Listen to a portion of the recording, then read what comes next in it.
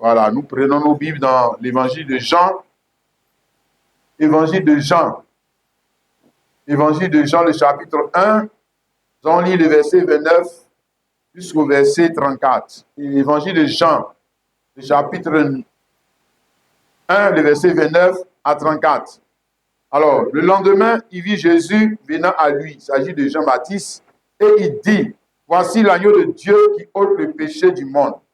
C'est celui dont j'ai dit, après moi vient un homme qui m'a précédé, car il était avant moi. Je ne le connaissais pas. Mais c'est afin qu'il fût manifesté à Israël que je suis venu baptiser d'eau. Jean rendit ce témoignage. J'ai vu l'Esprit descendre du ciel comme une colombe et s'arrêter sur lui. Je ne le connaissais pas, mais celui qui m'a envoyé baptiser d'eau, celui-là m'a dit, celui sur qui tu verras l'Esprit descendre et s'arrêter, c'est celui qui baptise du Saint-Esprit. Et j'ai vu, et j'ai rendu témoignage qu'il est le Fils de Dieu. Amen. Ok. Voici l'agneau de Dieu qui ôte le péché du monde, qui baptise du Saint-Esprit, virgule, le Fils de Dieu. Voici l'agneau de Dieu qui ôte le péché du monde, qui baptise du Saint-Esprit, virgule, le Fils de Dieu. Hein? Voilà, c'est ce qu'on a lu là tout à l'heure. La présentation de Jean relatif à la personne de Jésus-Christ, hein, qui était venu vers lui pour passer par les eaux du baptême, le baptême de repentance. Et il a dit ces trois choses-là de la personne de Jésus. Verset 29, voici l'agneau de Dieu qui ôte le péché du monde. Verset 34, celui-ci qui tu verras l'Esprit descendre et s'arrêter, c'est celui qui baptise le Saint-Esprit. Donc, l'agneau de Dieu qui ôte le péché du monde est celui qui baptise du Saint-Esprit. Verset 33, verset 34, et j'ai vu et j'ai rendu témoignage qu'il est le Fils de Dieu. Ok? Voilà, donc, il est en train de présenter, hein, la personne de Jésus-Christ de manière publique, hein, puisque le baptême de Jean, ce n'était pas un baptême caché, voilà, ce n'était pas un baptême dans une maison, c'était quelque chose de public. Ok? Ok? Et lui, maintenant, comme il le dit ici, il avait été divinement averti de qui était cet homme qui venait, la plupart des hommes qui venaient à lui. Mais là, il a pu qualifier cette personne de manière précise et correcte. Hein? Alléluia. Il n'a pas dit voici le fils de Marie. Hein? Non, non, non. Ou bien voici le fils de Joseph. Ou ces choses-là que les gens connaissent, c'est de lui. Ok? Mais voici l'agneau de Dieu qui ôte le péché du monde. Dieu, qui baptise du Saint-Esprit le Fils de Dieu. Alléluia. Amen. Maintenant, nous savons que, hein, Jean-Baptiste n'aurait jamais pu qualifier Jésus ainsi s'il n'avait pas été divinement averti. Ce que nous avons vu un peu le dimanche dernier, hein, le verset 33, il a dit, je ne le connaissais pas, mais celui qui m'a envoyé baptiser d'eau, celui-là m'a dit, celui-ci qui tu verras l'Esprit descendre et s'arrêter, c'est celui qui baptise du Saint-Esprit. Donc, s'il n'avait pas été divinement averti, hein, par l'Esprit, hein, de Dieu, il n'aurait pas pu qualifier ainsi Jésus-Christ. Il n'aurait pas pu. Hein? Voilà, il allait qualifier Jésus comme tout le monde le qualifiait dans ce jour-là. Hein? Fils de Marie, fils de Joseph, le charpentier, hein? Etc., etc. Mais jamais n'aurait pu dire, voici l'agneau de Dieu qui ôte le péché du monde, hein? Qui baptise du Saint-Esprit le Fils de Dieu. Il n'aurait jamais pu dire cela s'il n'avait pas été averti, divinement averti par l'Esprit de Dieu. Il aurait dit ce que tout le monde disait de Jésus. Vous n'avez pas dit, il aurait dit ce que tout le monde disait des choses de Dieu. Alléluia. Non, il aurait qualifié les choses de Dieu de la même manière que ses pères. Hein, il n'allait pas montrer Jésus pour dire agneau de Dieu. Non, il allait montrer l'agneau que, hein, le sacrificateur, le sacrificateur montrait. Il allait montrer l'agneau que Abraham avait aussi utilisé dans son temps, le bélier. il allait montrer l'agneau que Moïse avait institué pour la Pâque, hein, pour la Pentecôte et pour toutes les autres fêtes. Frères et sœurs, s'il n'avait pas été divinement averti, il allait parler comme tout le monde parle. Alléluia.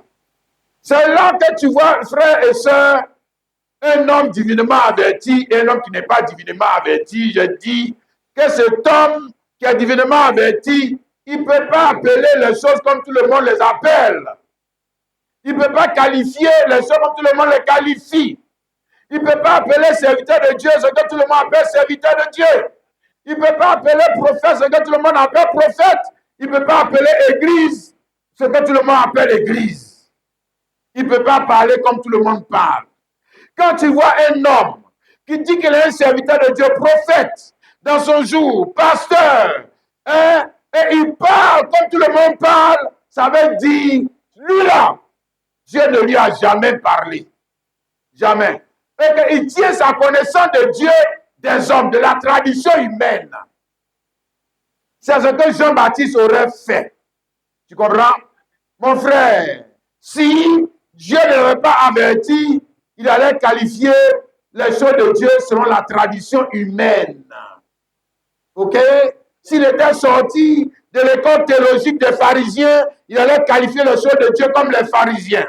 S'il était sorti de l'école théologique des sadducéens, il allait qualifier les choses de Dieu comme les sadducéens. S'il avait été un musulman, il ne peut jamais dire que Jésus est l'agneau de Dieu qui est le péché du monde. Jamais. Jamais. Il ne peut pas dire ça. Jamais de la vie. Jamais. Il va toujours montrer le mouton d'Abraham, le bélier d'Abraham. Il va dire, allez faire tabasquer avec le bélier d'Abraham.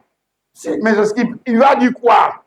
Il ne peut te dire ce que le groupe auquel il est affilié dit. Il ne peut te croire comme le groupe auquel il est affilié, de sa religion, de sa tradition. Et c'est ce que tout homme est censé faire. Tu es censé défendre ta tradition. Tu es censé défendre ton église. Tu es censé défendre ton imam. Tu es censé défendre ton pasteur. Tu es censé défendre ta religion. Mais ça veut dire que tu n'es pas encore divinement averti. Non, monsieur. Ça veut dire que Dieu ne t'a jamais parlé. Parce que le jour où Dieu va te parler, tu vas pas appeler les choses comme les gens de ta tradition l'appellent la chose. Tu as vu ça dans le frère et la sœur. Ça, c'est le premier point. Que quand tu lis ça, il faut comprendre. Il faut saisir la pensée. Voici l'agneau de Dieu qui a le péché du monde et puis lui montre un homme. Lui montre un homme. Lui montre un homme. Alors que Abraham n'a pas montré un homme. Hein? Non, Moïse n'a pas montré un homme. Moïse a montré un animal. Mais pourtant, c'est le même Dieu qui avait parlé à Moïse, qui avait parlé à Abraham, qui lui a dit de prendre un animal. Ok? Arrivé sur Jean-Baptiste, maintenant il y a quelque chose qui a changé. Ok? Et cette chose qui a changé, parce que là, il lui montre un homme. Ça veut dire que Dieu s'est repenti de ce qu'il avait dit à Moïse. C'est ce que ça veut dire, monsieur. Oui? Ça veut dire que ce qu'il avait dit là, il vient de se repentir. Ce qu'il avait montré à Moïse là, ce qu'il avait montré à Abraham, ce qu'il avait montré aux enfants d'Israël, ce qu'il avait montré aux autres, l'agneau qu'il avait montré là, Dieu venait de se repentir. C'est ce que ça veut dire. Mais ça, pour les religieux, c'est difficile quand on dit le mot repentir. Quoi? Dieu se repent. Bon, maintenant là, il montre un homme. Ça veut dire quoi? Et il est un serviteur de Dieu, non? Et lui-même, il a dit que je ne le connaissais pas. Mais celui qui m'a envoyé baptiser m'a dit que celui-ci qui tu verras l'Esprit descendre. Donc, il a été averti. Tout ce qu'il entend de dire là, c'est Dieu qui lui a dit de dire. Il ne parle pas de lui-même. Non, il n'est pas en train d'exprimer son opinion. Hein? Ou bien en train de créer son église. Non. Il marque la rupture. Il marque la rupture avec ce que les pères ont fait. Jean-Baptiste, il marque la rupture avec ce que les pères ont fait. Hein, les pères de l'alliance Abraham, Isaac, Jacob. Luc chapitre 1, le verset 17. Il marchera, on parle ici de Jean-Baptiste, il marchera devant Dieu avec l'esprit et la puissance d'Élie pour amener le cœur des pères vers les enfants et les rebelles à la sagesse des justes afin de préparer au Seigneur un peuple bien disposé. Un peuple bien disposé à faire quoi? Un peuple bien disposé à quitter la tradition des pères pour venir vers maintenant leurs enfants. Le premier des enfants, c'est Jésus-Christ. C'est celui qui vient de montrer, fils de Dieu. C'est celui qu'il vous a montré. Fils de Dieu. Le premier des enfants. Hein? Ceux qui étaient attachés à la tradition des pères doivent maintenant aller vers les enfants. Mais le premier des enfants, c'est Jésus-Christ. C'est lui qui vient de montrer. Voici l'agneau de Dieu qui ôte le péché du monde, qui baptise Saint-Esprit, le Fils de Dieu. Hein? Le fils d'Abraham, le fils de David, le voici. Lui, il le montre. Hein? Numéro 1, ici, là, Jean-Baptiste ne vient pas seulement pour préparer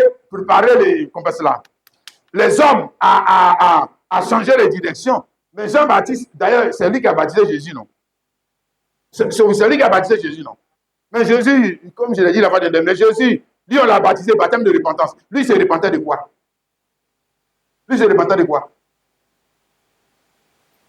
Si, c'est baptême de repentance. Tout le monde est en train de se baptiser pour la repentance. C'est pas ça.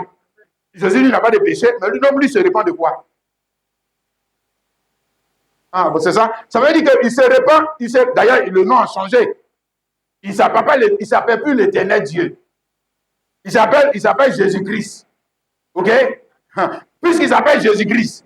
Et avant, il s'appelait l'Éternel Dieu. Dès lors qu'il s'appelle Jésus-Christ, ça veut dire que les choses qu'il a fait avant, là, c'est fini. C'est fini, c'est ce que ça veut dire. Dans le baptême de repentance même de Jésus-Christ, là, te montre que Dieu lui-même, je ne parle pas de Dieu, je ne parle pas des hommes, des autres là, je parle d'abord de Dieu lui-même. Dieu lui-même, là, il s'est repenti. Il s'est repenti de ce qu'il avait dit avant. Ou de ce qu'il avait fait avant. Ou de la loi qu'il avait, l'alliance qu'il avait donnée avant. Lui-même vient de se détourner de cette loi, de cette alliance.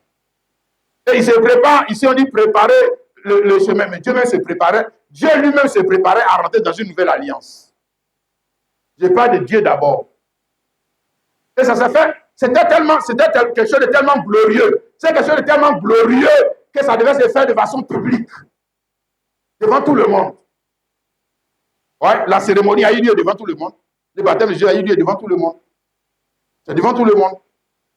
Il a fait ça au vieux aussi de tous, mais ils n'ont rien compris. Ils n'ont rien compris. Et comme toujours d'ailleurs, les gens viennent s'asseoir dans l'église, mais ils ne comprennent pas. Ils ne comprennent rien. Ils disent, mais ils ne comprennent pas. Hein? C'est la même chose, je te montre. Maintenant, la question est, pourquoi maintenant Dieu devait changer? Ici, il y a changement. Changement d'alliance. Quand on dit de changer, on dit à quelqu'un, il faut changer, ça veut dire quoi? C'est aussi repentance. Changer là, dans le mot dans changer là, il y a repentance. Il y a repentance. Il ne faut pas savoir choquer, ceux qui vont écouter, il ne faut pas savoir choquer l'esprit religieux de quelqu'un. Mais ça n'a aucun sens. C'est le mot, si c'est ça, c'est le mot qui est juste repentance. Et puis moi, je ne vais pas te montrer dans la Bible que Dieu s'est déjà repenti. À moins que tu ne lis jamais la Bible. Dieu se repent. Dieu se repent de la parole mal parlée. C'est-à-dire ce qu'il voulait faire ou ce qu'il faisait qui n'était pas bien, il se repent de ça pour faire bien. Dieu fait ça. Comme ça, lui peut te dire, réponds-toi.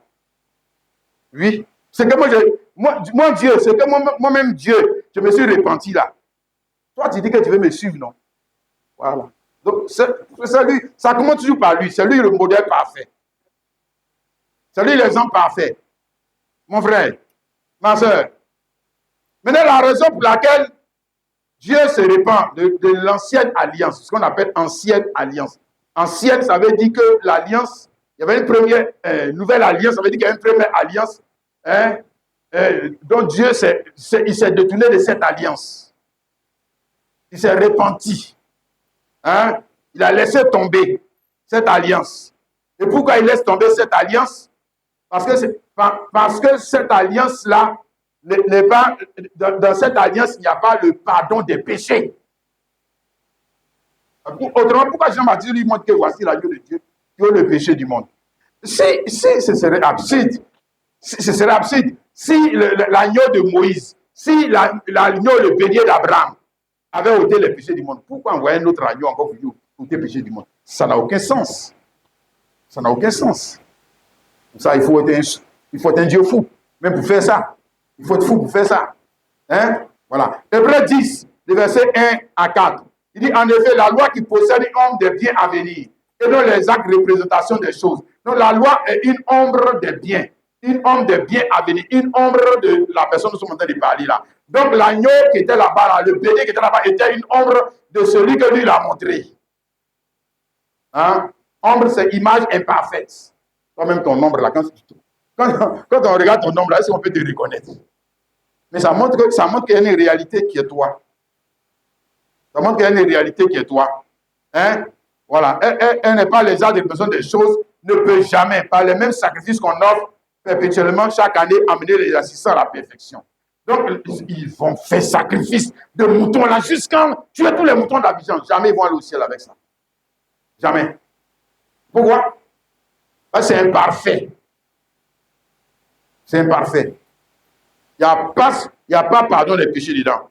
Verset 4. Car il est impossible que le sang des taureaux et des boucs ôte les péchés. Impossible. Impossible. Et pourtant, c'est Dieu qui a donné. La parole, c'était encore, on va dire quoi, l'œuvre de Dieu à son stade rudimentaire. C'est ce que je te dis toujours. L'œuvre de Dieu a commencé, rudimentaire, ça veut dire commencement.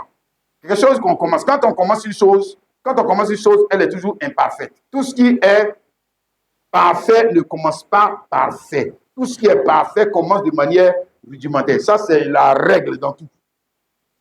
Dans tout. Tout ce qui est parfait ne commence pas parfait. Tout ce qui est parfait commence de manière élémentaire et rudimentaire. Voilà. Toi-même, avant que tu aies cet âge-là, tu étais quoi? Tu n'étais pas fétiche. Tu n'étais pas enfant. Tu n'étais pas rudimentaire, élémentaire. Hein? C'est vrai. Hébreux 8, toujours pour aller vite. Hébreux 8, le verset 7 à 9.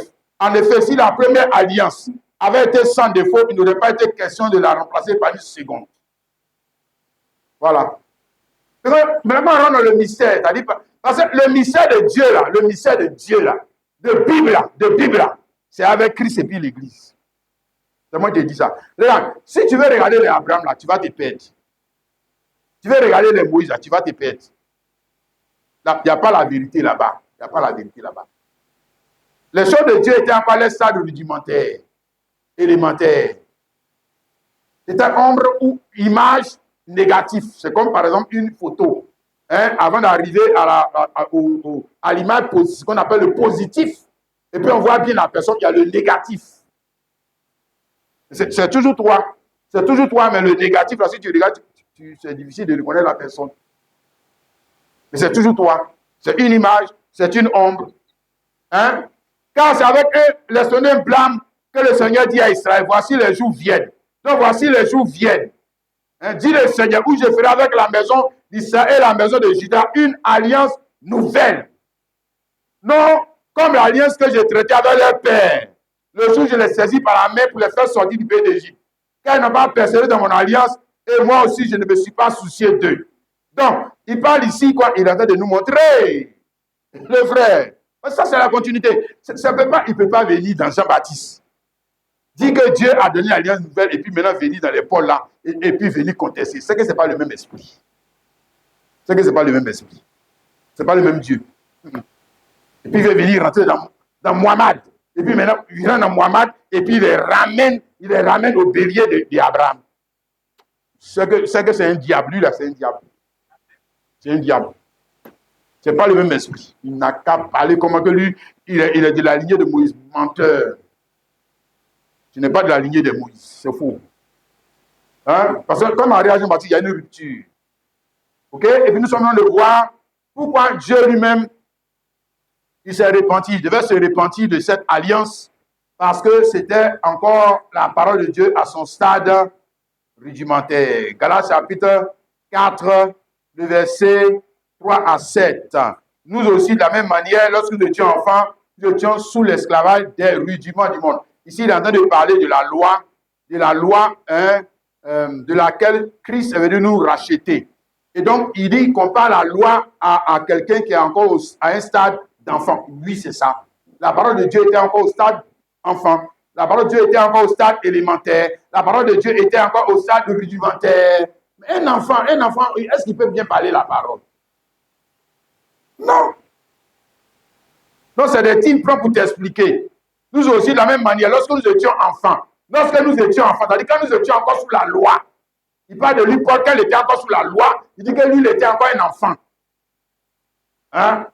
Voilà, nous étions sous l'esclavage des rudiments du monde. Mais lorsque le temps était accompli, Dieu a envoyé son fils, né d'une femme, né sous la loi, pour qu'il racheta ceux qui étaient sous la loi. Hein? Afin que nous suscions l'adoption. Hein? Donc nous allons aussi parler ici, l'adoption. Donc il nous rachète de la loi. Hein? Voilà, la parole mal parlée. La loi, c'est la malédiction. Malédiction, c'est la parole mal parlée. La parole mal parlée. Mais qui a donné la loi? C'est Dieu. C'est Dieu qui a donné la loi. Ce n'est pas le diable. Le diable n'a rien à voir dans l'affaire. C'est Dieu qui a donné la loi. Hein? Mais jusqu'au temps où maintenant on doit rentrer dans l'accomplissement. Ouais. Voilà, maintenant je te montre ici, Exode chapitre 33. 32, pardon. Exode chapitre 32. Il dit ici, verset 12. C'est juste un type. Voilà, que je te montre. Dieu qui se répand. Et c'est Moïse qui est en train de parler à Dieu. Il dit, pourquoi les Égyptiens diraient-ils, c'est pour leur malheur qu'il les a fait sortir. C'est pour les tuer dans les montagnes et pour les exterminer dessus la terre. Reviens de l'ardeur de ta colère et répands-toi du mal que tu veux faire à ton peuple. Et puis, ici, là, c'est un homme qui est en train de dire à Dieu de se repentir. C'est un homme. Ce n'est pas un ange, hein, Moïse. Non, hein. C'est un homme. On prend la Bible, hein, le vrai. Il dit à Dieu, il faut te repentir. Ce que tu veux faire là, c'est mal. Il faut te repentir. Et puis Dieu l'a tué. Non? Dieu s'est repenti. Dieu ne l'a pas tué. Mais ça peut. Je veux dire que c'est des choses qui peuvent choquer ceux qui ne comprennent pas la Bible là. On va dire que tu as dit quoi? Dieu se répand. Oui, toi aussi. Hein? Moi, oui, je préfère un Dieu qui se répand. Du mal qu'il veut faire. Oui. Ça, c'est le vrai Dieu. Oui. Un Dieu qui ne se répand pas, un orgueilleux. Un Dieu orgueilleux. Qui ne se répand jamais. C'est lui que tu veux prier. D'accord? Continue de marcher, tu vas voir ce qui va t'arriver devant. Hein? Souviens-toi d'Abraham, d'Isaac et d'Israël, tes serviteurs auxquels tu as dit, en jurant par moi-même, je multiplierai votre postérité comme les étoiles du ciel, je donnerai à vos descendants tout ce pays dont j'ai parlé et ils la posséderont à jamais. Et l'Éternel se répandit du mal qu'il avait déclaré vouloir faire à son peuple. Ça y est dans ta Bible. Et l'Éternel s'est répandu du mal qu'il avait voulu faire son don. Si on va même encore, autant de jours, aujourd'hui, Dieu s'est répandu.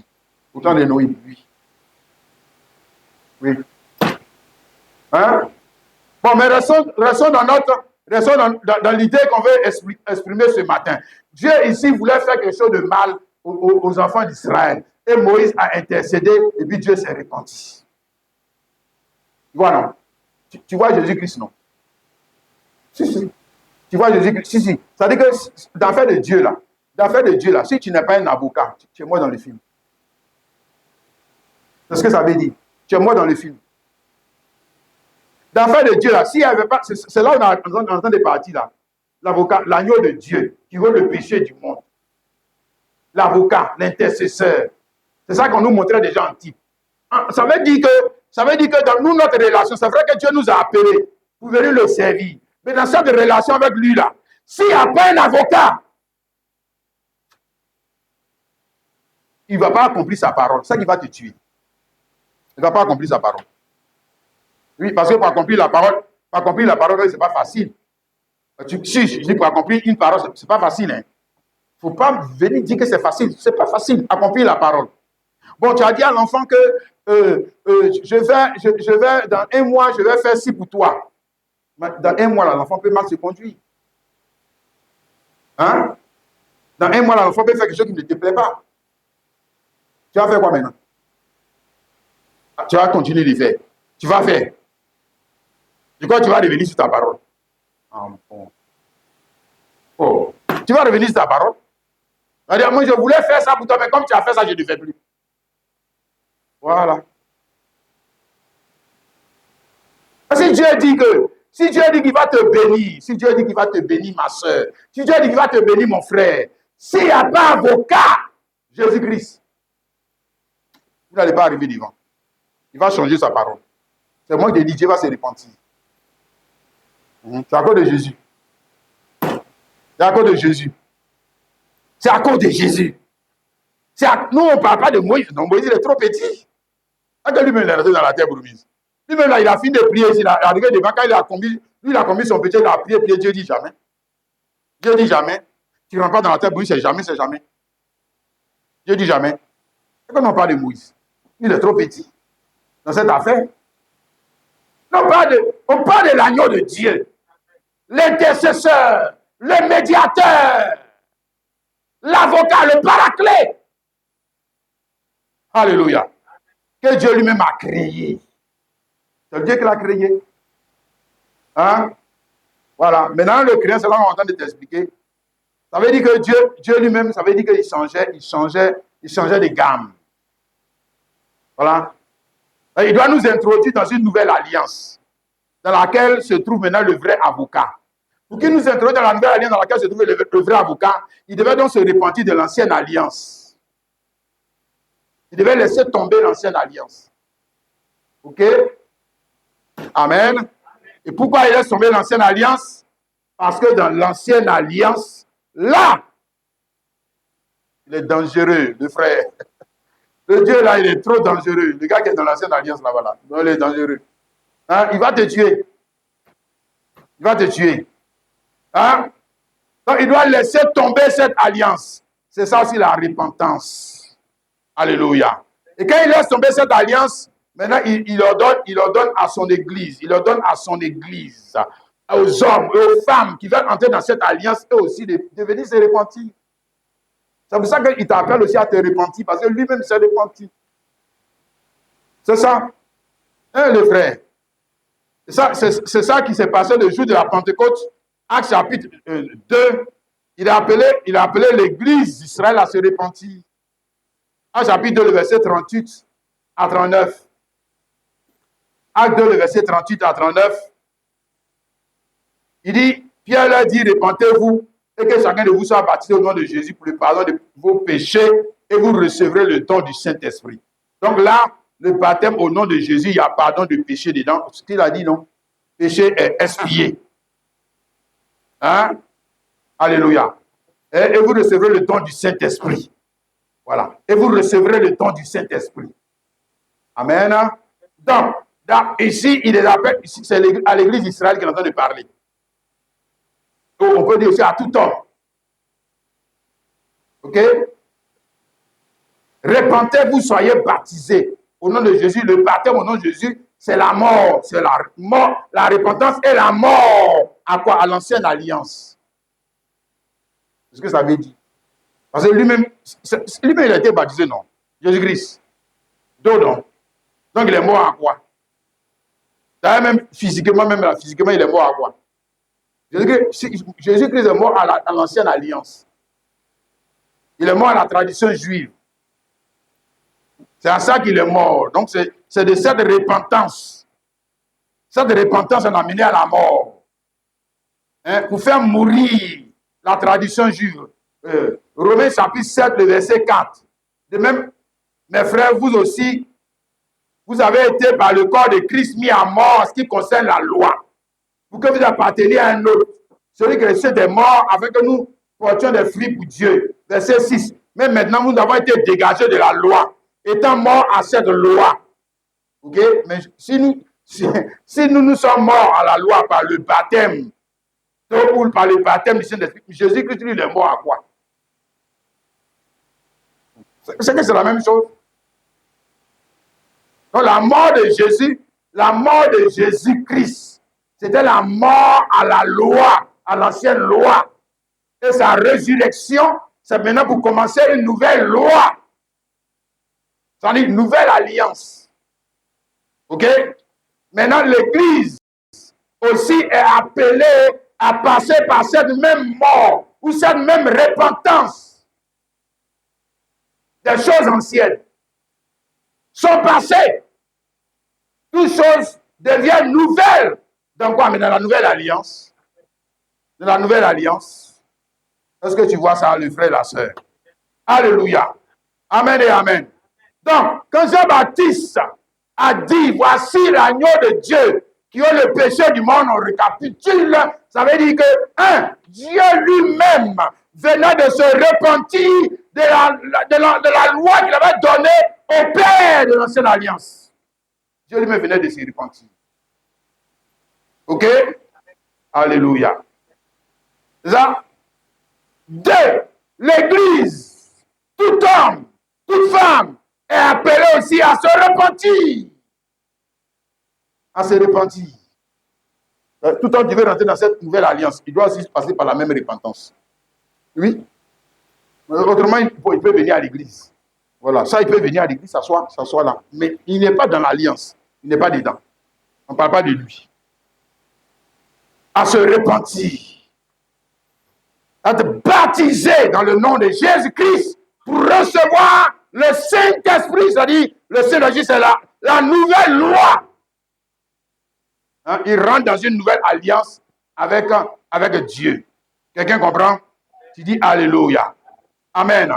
Donc, ça veut dire que l'idée de la louange à Dieu que les Abraham et les autres ont exprimé sur le mont Moria, ou à Jérusalem, cette idée de la louange n'était pas encore parfaite.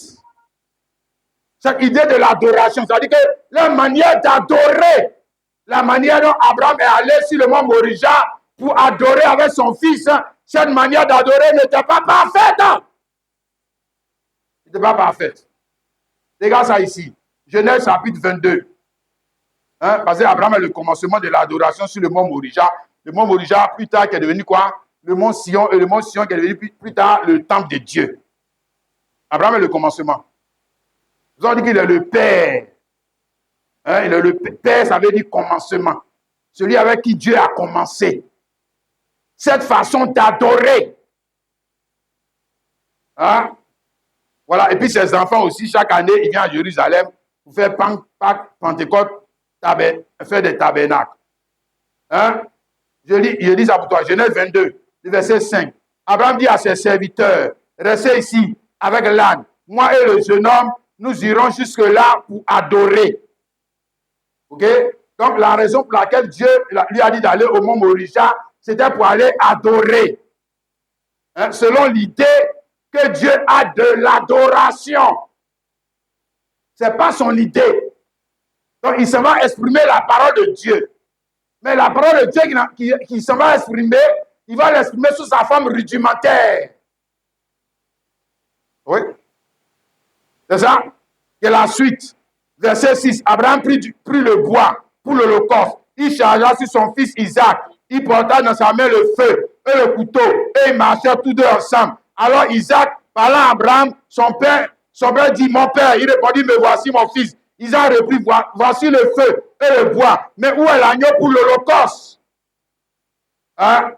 Et le verset 13, tu sais comment ils ont fait, non? Verset 13. Abraham leva les yeux et vit derrière lui un bélier retenu dans un buisson par des cornes. Et Abraham alla prendre le bélier et le fit en holocauste à la place de son fils. C'est un animal. Voici l'agneau. Bélier, là, c'est agneau. Agneau qui est grand. Agneau qui est garçon. C'est lui qu'on appelle bélier. On va arriver dans pour nous là. Pour nous là, c'est brebis. Brebis là, ça c'est toujours agneau, mais femelle. On parle toujours d'agneau. Mais là, maintenant, on passe maintenant agneau femme. Parce que c'est église. C'est église. Notre mari, lui, c'est l'agneau de Dieu. Le bélier. Sa femme, c'est la brebis. L'église. Il a choisi pour faire quoi? Pour continuer d'exprimer son idée. Son idée. Hein? Mais ça a commencé de manière rudimentaire. Regarde ça. Regarde ce qu'ils ont pris pour aller adorer Dieu. Pour aller adorer Dieu, le feu, ils ont pris le bois. Bon, Isaac, il devait prendre Isaac. Mais après, on l'a dit, il faut prendre le bélier, etc., etc. Mais ça, est-ce que ça, c'est parfait, ça? Non. Non, c'est pas parfait. C'est pas parfait. Voilà. Mais ils sont là adorer Dieu. Ils sont allés exprimer l'idée de l'adoration de Dieu sous sa forme quoi? Rudimentaire, rudimentaire, rudimentaire. Feu, feu. C'est parce qu'on vient adorer Dieu. Toi, est-ce que toi, tu viens adorer Dieu avec feu? Si, si, mais avec le vrai feu. Le Saint-Esprit. Là, ils ont pris feu comprendre pour cuire les viandes là. Toi, ça fait ça quand toi, tu vas adorer Dieu. Non. Voilà. Et puis, même les autres là qui veulent les plagier là, les musulmans là, ils ne font même pas comme Abraham. Parce que pour Abraham, là, ils n'ont même pas mangé le mouton. Hein. C'était un holocauste. Il devait faire quoi? Le brûler. Brûler. Et puis, c'était pas à Abidjan. C'est à Jérusalem. C'est à Jérusalem. Donc, Abraham était un éleveur. Il avait des moutons. Si, il avait des moutons béliers. On lui a pas dit, va chercher ton mouton. C'est le don de Dieu. C'est le don de Dieu. Donc, venez pas nous mélanger. Ne venez pas nous embrouiller. Avec votre idolâtrie. Mais je te montre ici l'idée de l'adoration de Dieu dans le lieu que Dieu a choisi pour y mettre son passé. C'est le lieu que Dieu a choisi. Ce n'est pas Abraham qui s'en va dans tous les lieux. Le lieu que Dieu lui a choisi pour son adoration. Mais l'adoration dans ce lieu, c'est toujours fait, c'est-à-dire à Jérusalem, c'est toujours fait sous sa forme rudimentaire. Rudimentaire. C'est la même chose avec Moïse. Quand tu quittes ici, maintenant, on vient à Moïse. L'idée continue. Parce que c'est toujours la même alliance. Hein? Hébreu chapitre 8, le verset 5. Hébreu 8, le verset 5. Lesquels s'élèvent un culte image, c'est-à-dire maintenant là on parle de la descendance naturelle d'Abraham. Il s'élève un culte qui est image et homme des choses célestes. Selon que Moïse, en fils divin, averti lorsqu'il allait construire le tabernacle. Un soin lui fut-il dit de faire tout d'après le modèle qui t'a montré sur la montagne. Donc eux aussi, c'est la même idée. Eux aussi, ils sont tous dans quoi? Dans image et ombre. Hein? Ils ont hérité ça de leur papa, non? Abraham, non? Image et ombre, là. Hein? C'est pas réalité. C'est image et ombre. Image, là, ici le mot image, c'est le négatif. Ombre même, c'est négatif. Ombre même, c'est négatif. Voilà. Toi, ton ombre là, j'ai dit ton ombre là, est-ce que ça te ressemble bien? Ah, toi aussi. Donc, on sait que ce n'est pas un éléphant qui vient, c'est un ombre. Hein? Mais l'idée n'est pas parfaite. L'idée n'est pas parfaite. OK? Maintenant, c'est ça que Jean-Baptiste nous a montré. L'idée parfaite. L'idée parfaite. Voilà. Il dit que ce qu'eux ont fait là, le voici ici. Voici la vraie figure, le vrai nom et la vraie image du bélier d'Abraham. Le voici. Je lui montre un homme. Et puis on l'appelle Jésus-Christ. Cette fois-ci, le bélier a un nom. Cette fois-ci, le bélier a une image. Cette fois-ci, le bélier a une image parfaite. Hein? C'est ça qu'on a lu là. Jean 1, le verset 29 à 34. OK? Le bélier dans le sang va nous introduire dans le Saint-Esprit. C'est ce qu'il a dit. Il dit que le bélier là, 1, c'est l'agneau de Dieu qui ôte le péché du monde. 2, il baptise du Saint-Esprit. 3, c'est le Fils de Dieu. Hein? Fils de Dieu, ça veut dire quoi? Souverain sacrificateur. Le Fils de Dieu, c'est lui qui est notre papa. C'est lui qui est nous, notre papa. Le Père de la nouvelle alliance. Le Fils de Dieu, c'est le Père de la nouvelle alliance. C'est le Père. Oui. Et puis c'est celui qui est le souverain sacrificateur. Souverain sacrificateur, là, ce n'est pas Fils, c'est Père. C'est Père. Pour ceux qui ne comprennent pas la parole, là. C'est Père. Donc quand Jésus dit notre Père qui est aux cieux, Notre Père qui est aussi le papa d'un vieux barbu. Il parle du souverain sacrificateur. Mais qui est le souverain sacrificateur? C'est lui. C'est lui. Voilà. Il veut te parler, il veut te dire que le souverain sacrificateur du ciel, Melchisedec, celui qu'Abraham a rencontré, le sacrificateur du Dieu très haut, et puis il a donné la dîme de tout là. Il veut te dire que c'est lui. C'est lui, c'est moi. Hein? Maintenant, sous sa forme parfaite. Ok? Jean 14, 6, c'est le passage qu'on connaît. Hein? Mais quand le Saint-Esprit nous illumine, on voit plus la compréhension. Jean 14, 6, Jésus dit, je suis le chemin, la vérité et la vie. Nul ne vient au Père que par moi. Hein? Non, c'est pas Jean, tu vois, non, comme nous on lisait avant là. On lisait ça comme les théologiens. Je suis le chemin, la vérité, la vie. C'est-à-dire qu'il pense que tu es en train de partir vers une autre personne. Non. Tu t'en vas rentrer dans une nature. Donc, pour rentrer dans cette nature, il y a un sacrifice. Hein? Ça veut dire, je suis le chemin, la vérité et la vie. Hein? Voilà. Donc, comment tu vas rentrer dans le Père? Et le Père va rentrer en toi. C'est ce qu'il te montre. Voilà. Lui, il est venu faire le sacrifice pour que tu rentres dans le Père. Lui, il est venu, c'est le sang qui te permet d'entrer. Le sang nous permet d'entrer dans une nature. Le sang nous fait rentrer dans une nature, dans un caractère. Ok? Et le caractère, et tu commences à voir le caractère, de la personne qui t'a mis au monde par le sang. Tu as son esprit aussi. Ouais. Mais d'abord, ça commence ici. Hein? Jean 1, 29, quand il a montré, il a dit, voici l'agneau de Dieu. L'agneau là, lui là, l'agneau là, c'est le reproducteur. Le reproducteur de quelle vie? Mais lui, il avait quelle vie? Si agneau, c'est le reproducteur, bélier, c'est le reproducteur. Aussi, c'est le reproducteur. Ceux qui font l'élevage connaissent. Même dans l'élevage, on cherche le reproducteur. Oui, tu fais élevage de poulets, tu fais le reproducteur. Tu fais élevage de moutons, tu cherches le reproducteur. Tu fais élevage de porcs, tu cherches le reproducteur. Ok? Maintenant, quand il dit, voici l'agneau de Dieu qui est le péché du monde, il est en train de montrer qui? Le reproducteur de la nouvelle alliance. Le reproducteur. Par le moyen de quoi? Son sang. Son sang. Tu vas rentrer. Alléluia. Oh, gloire à Jésus-Christ. Tu vas rentrer où? Dans la race, c'est quoi? Des agneaux qui sont comme qui? Le monsieur là. Tu vas rentrer dans les races. Il te fait rentrer dans une race. Dans une autre race. Par quoi le baptême du Saint-Esprit. Ce n'est pas parler en langue, ce n'est pas ce que les assemblées de Dieu nous ont venu faire croire. C'est tout ça. Donc le Saint-Esprit est venu seulement pour qu'on parle en langue. C'est ça? C'est ça? Mais je sais même, est-ce qu'il a parlé en langue? Vous là, dans vos Bibles là, vous êtes théologien, non? Dans vos Bibles là, Jésus a parlé en langue. Oh, arrêtez de nous mentir là. Que Jean, si tu as le Saint-Esprit, c'est qu'il faut parler en langue. Donc, et Jésus n'avait pas le Saint-Esprit. Il a parlé en langue. Non, il est entré dans une nature. Et moi, je te montre la raison pour laquelle Jésus-Christ a été présenté comme agneau de Dieu, qui partit sur le Fils de Dieu. Hein, quand on dit le Fils de Dieu, ça veut dire que le Père de la nouvelle alliance. Père, il faut qu'il mette les gens au monde. Ok? Maintenant, si il est agneau de Dieu, ça veut dire que la personne qui va mettre au monde doit être de la même race que lui. Oui? La personne que lui va mettre au monde là. C'est la race des agneaux.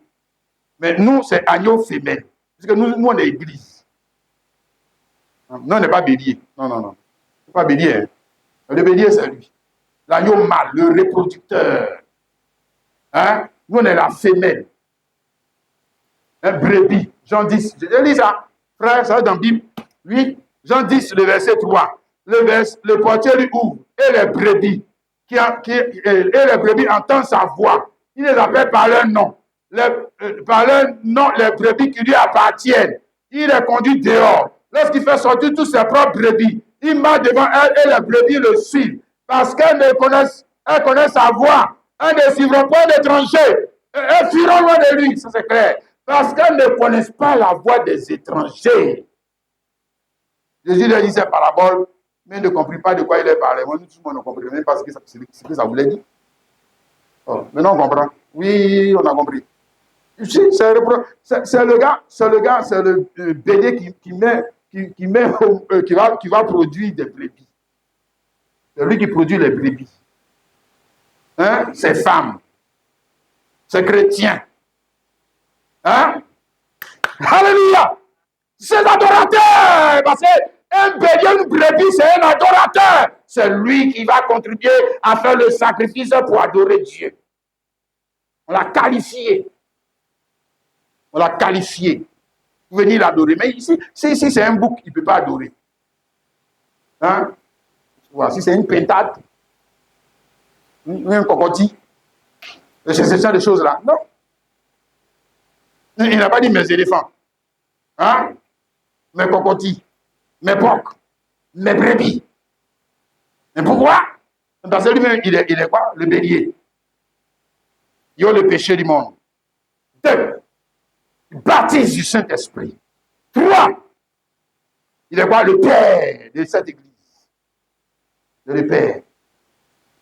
Hein? De ses adorateurs. Alléluia! Voilà la parole c'est là la parole parfaite. La parole parfaite. Hein? C'est un grand mystère. Ici, comme Paul essaie d'expliquer ça. Dans Colossiens chapitre 1, c'est ça que je vais parler ce matin. C'est pas parler en langue. Non, ça c'est trop petit. Ça, c'est les petites choses. C'est pour les petites églises des enfants là.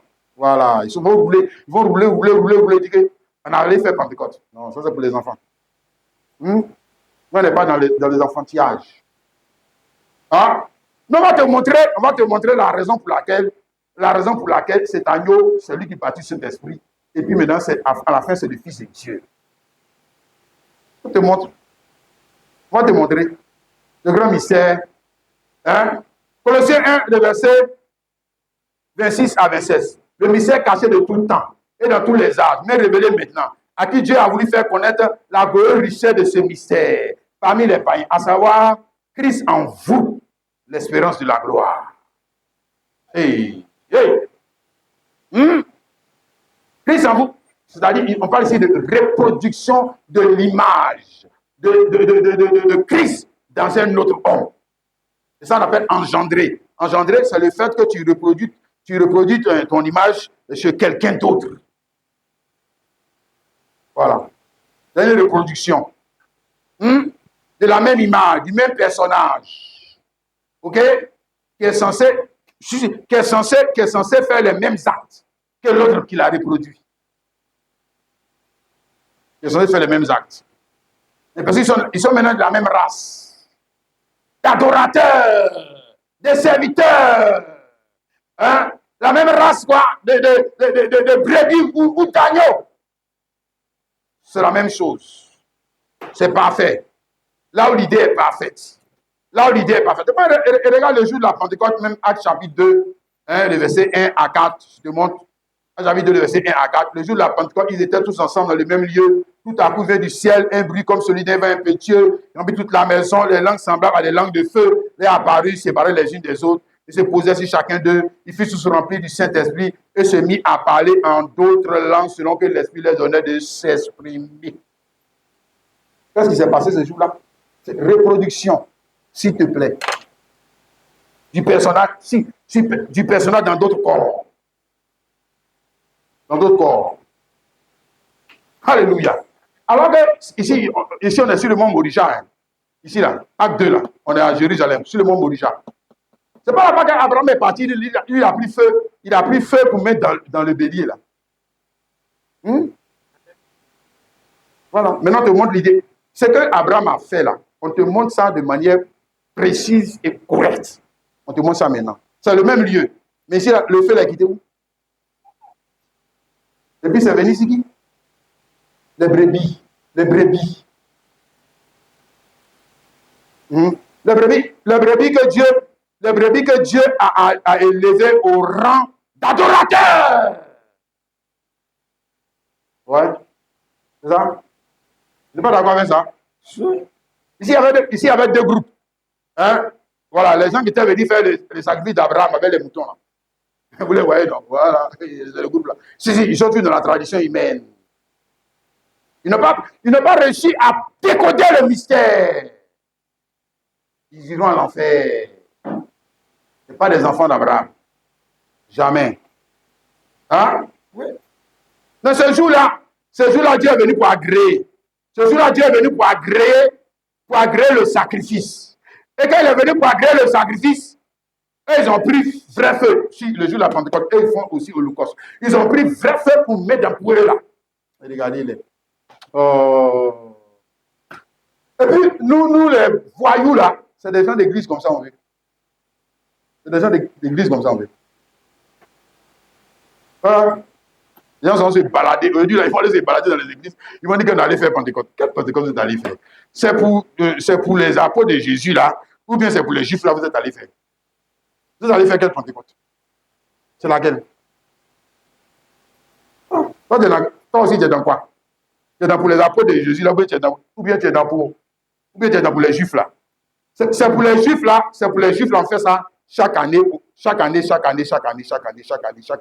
Ils vont faire commémoration.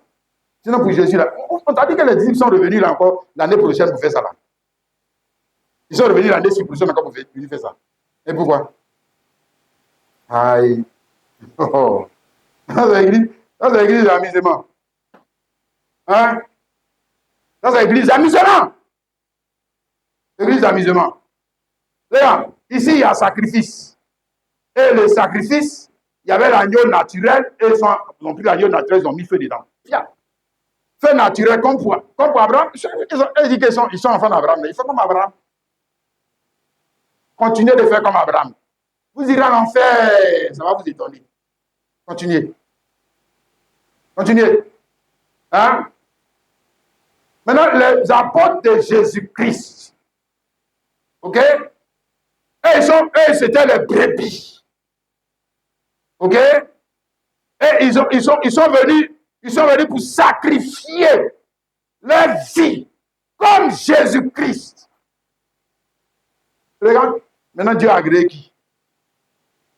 C'est la même chose pour toi. Regarde, c'est la même chose pour toi. Si tu as fait le sacrifice de ta vie, ce n'est pas le sacrifice seulement de ton argent. Mais si tu as fait le sacrifice comme sacrifice de tes intérêts, comme Jésus, le feu doit venir. Si je te dis, si le feu ne vient pas là, c'est parce que tu n'as pas encore fait le sacrifice qu'il faut. Je ne parle pas du feu des hommes là, de la sagesse humaine. Je parle du feu de l'esprit. Du feu de l'esprit. Ok? Matthieu 3, le verset 11. Il dit, c'est lui qui baptise du Saint-Esprit et de feu. Ok? Moi, je vous baptise d'eau pour vous amener à la repentance. Mais celui qui vient après moi est plus puissant que moi. Je ne suis pas digne de porter ses souliers. Lui vous baptisera du Saint-Esprit et de feu. Le vrai feu. Pour te mettre, c'est le feu qui met en marche. Pour mettre en marche l'homme dans la vie éternelle. Parce qu'il ne peut pas se mettre en marche lui-même. Il faut le feu, c'est-à-dire allumage. Ce qu'on appelle, sur la parole, on met dessus puissance. Hein? Power, comme les Anglais, mais power. Et qu'il faut appuyer ici, là, ça va marcher.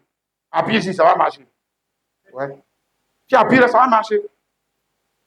Ta vie va marcher. Et tu vas commencer à marcher comme qui? Mais comme celui qui est venu rentrer en toi. Jésus-Christ. Jésus-Christ. Oh! Alléluia! Amen! Alors là maintenant, regarde. Là, tu ne vas plus faire comme... Regarde ce qu'ils ont fait le jour de la Pentecôte. Ils ont sacrifié les moutons, ils ont sacrifié les... C'est-à-dire, ils sont toujours dans l'adoration charnelle que Dieu n'aime pas. Dieu s'est repenti. Pourquoi? Parce que dans cette adoration-là, c'est les intérêts des autres qui sont sacrifiés pour les intérêts et le bonheur de Dieu. Quand on tue un mouton, là, ce n'est pas les intérêts de Dieu qui sont perdus, c'est les intérêts du mouton qui sont perdus pour satisfaire Dieu et qui est le croyant. Ça, c'est la parole bien parlée, ça. Ça, c'est l'égoïsme. On appelle ça égoïsme. Donc, toi, comme je dis, si tu es content, le poulet a problème. Si tu es content, l'autre a problème. Donc, en d'autres termes, ça veut dire que pour que toi, tu sois content, il faut que l'intérêt de quelqu'un soit sacrifié. C'est que tu es un païen. C'est que tu es encore dans l'alliance païenne. L'alliance que Dieu ne veut pas. L'alliance que Dieu a blâmée. Le temps que l'homme est sous cette alliance charnelle, cette alliance diabolique, il va faire quoi? Il va faire quoi pour être heureux? Il va sacrifier les intérêts des autres pour être heureux. Il va tout faire le mal aux autres. Si, je te dis. Maintenant, nous venons, notre agneau, notre papa. Notre papa est Jésus-Christ. L'agneau de Dieu qui ôte le péché du monde. Il a sacrifié l'intérêt de qui pour être heureux? Non, il n'a pas sacrifié l'intérêt de quelqu'un. Il s'est sacrifié lui-même pour tes intérêts. Voilà, c'est ça qui est parfait. La parole bien parlée. Ok? Philippiens chapitre 2. Le verset 4. On va dire le verset 4. Que chacun de vous, au lieu de considérer ses propres intérêts, considère aussi ceux des autres. Ayez en vous les sentiments qui étaient en Jésus-Christ. Donc, que chacun de vous, au lieu de considérer ses propres intérêts, considère aussi ceux des autres. Parce que considérer ses propres intérêts, là, tu ne fais rien d'extraordinaire. Je te dis, tu ne fais rien d'extraordinaire. Ça montre que tu es quoi? Un homme animal. Ça montre que tu es quoi? Dans la mauvaise alliance. Ça montre encore que tu es quoi? Tu es sous la malédiction. Parce que tu fais comme tout le monde fait. Est-ce que tout le monde ne fait pas ça? Pour être heureux. Qui ne considère pas ses propres intérêts? Est-ce que ça, on a besoin de Saint-Esprit pour ça? Non. On a besoin de quoi? D'être charnel. Voilà. Maintenant, ayez en vous les sentiments qui étaient en Jésus-Christ, lequel, existant en forme de Dieu, n'a pas regardé comme il pouvait arracher d'être égal à Dieu. Il s'est dépouillé lui-même. Ce n'est pas quelqu'un qui l'a dépouillé. Il s'est dépouillé lui-même en prenant une forme de serviteur, devenant semblable aux hommes, et apparu comme un simple homme. Il s'est humilié lui-même, se rendant obéissant jusqu'à la mort, même jusqu'à la mort de la croix. Hein? Dans la mort de ses intérêts. Oui. Pourquoi? Pour que toi tu sois heureux. Pour que tu sois délivré. Sinon toi tu ne vas pas être délivré. Ce n'est pas possible. Hein? Le vrai la sœur. Mais maintenant, tu vois, lui là, c'est l'agneau qui baptise du Saint-Esprit. Donc son esprit, lui là, son esprit vient dans un homme. Et puis il dit, non, il parle en langue. Comment ça, il parle en langue? Ah, tu n'as pas vu ce que lui là a fait. C'est que tu dois faire la même chose. Parce que tu es la reproduction du même personnage. Oui. Où tu es censé reproduire le même culte. Tu es censé faire la même chose. Il ne faut pas venir nous mentir pour nous dire que non, tu ne sais pas que je suis un homme. Et l'esprit qui est en toi là, c'est pour faire quoi? Hein? C'est vrai. Tu vois, nous avons rabaissé le Saint-Esprit, que les gars, ils chassent les démons. Les gars, ils font des miracles. Le frère, Judas Iscariote faisait ça. Judas Iscariote a vendu Jésus pour ses propres intérêts. Tu as dit c'est un enfant du diable. Voilà. Le voici. L'enfant du diable. Regarde-le. Il fait comme son papa. Un enfant de Jésus, c'est quelqu'un qui est à l'image du Père, le Fils de Dieu.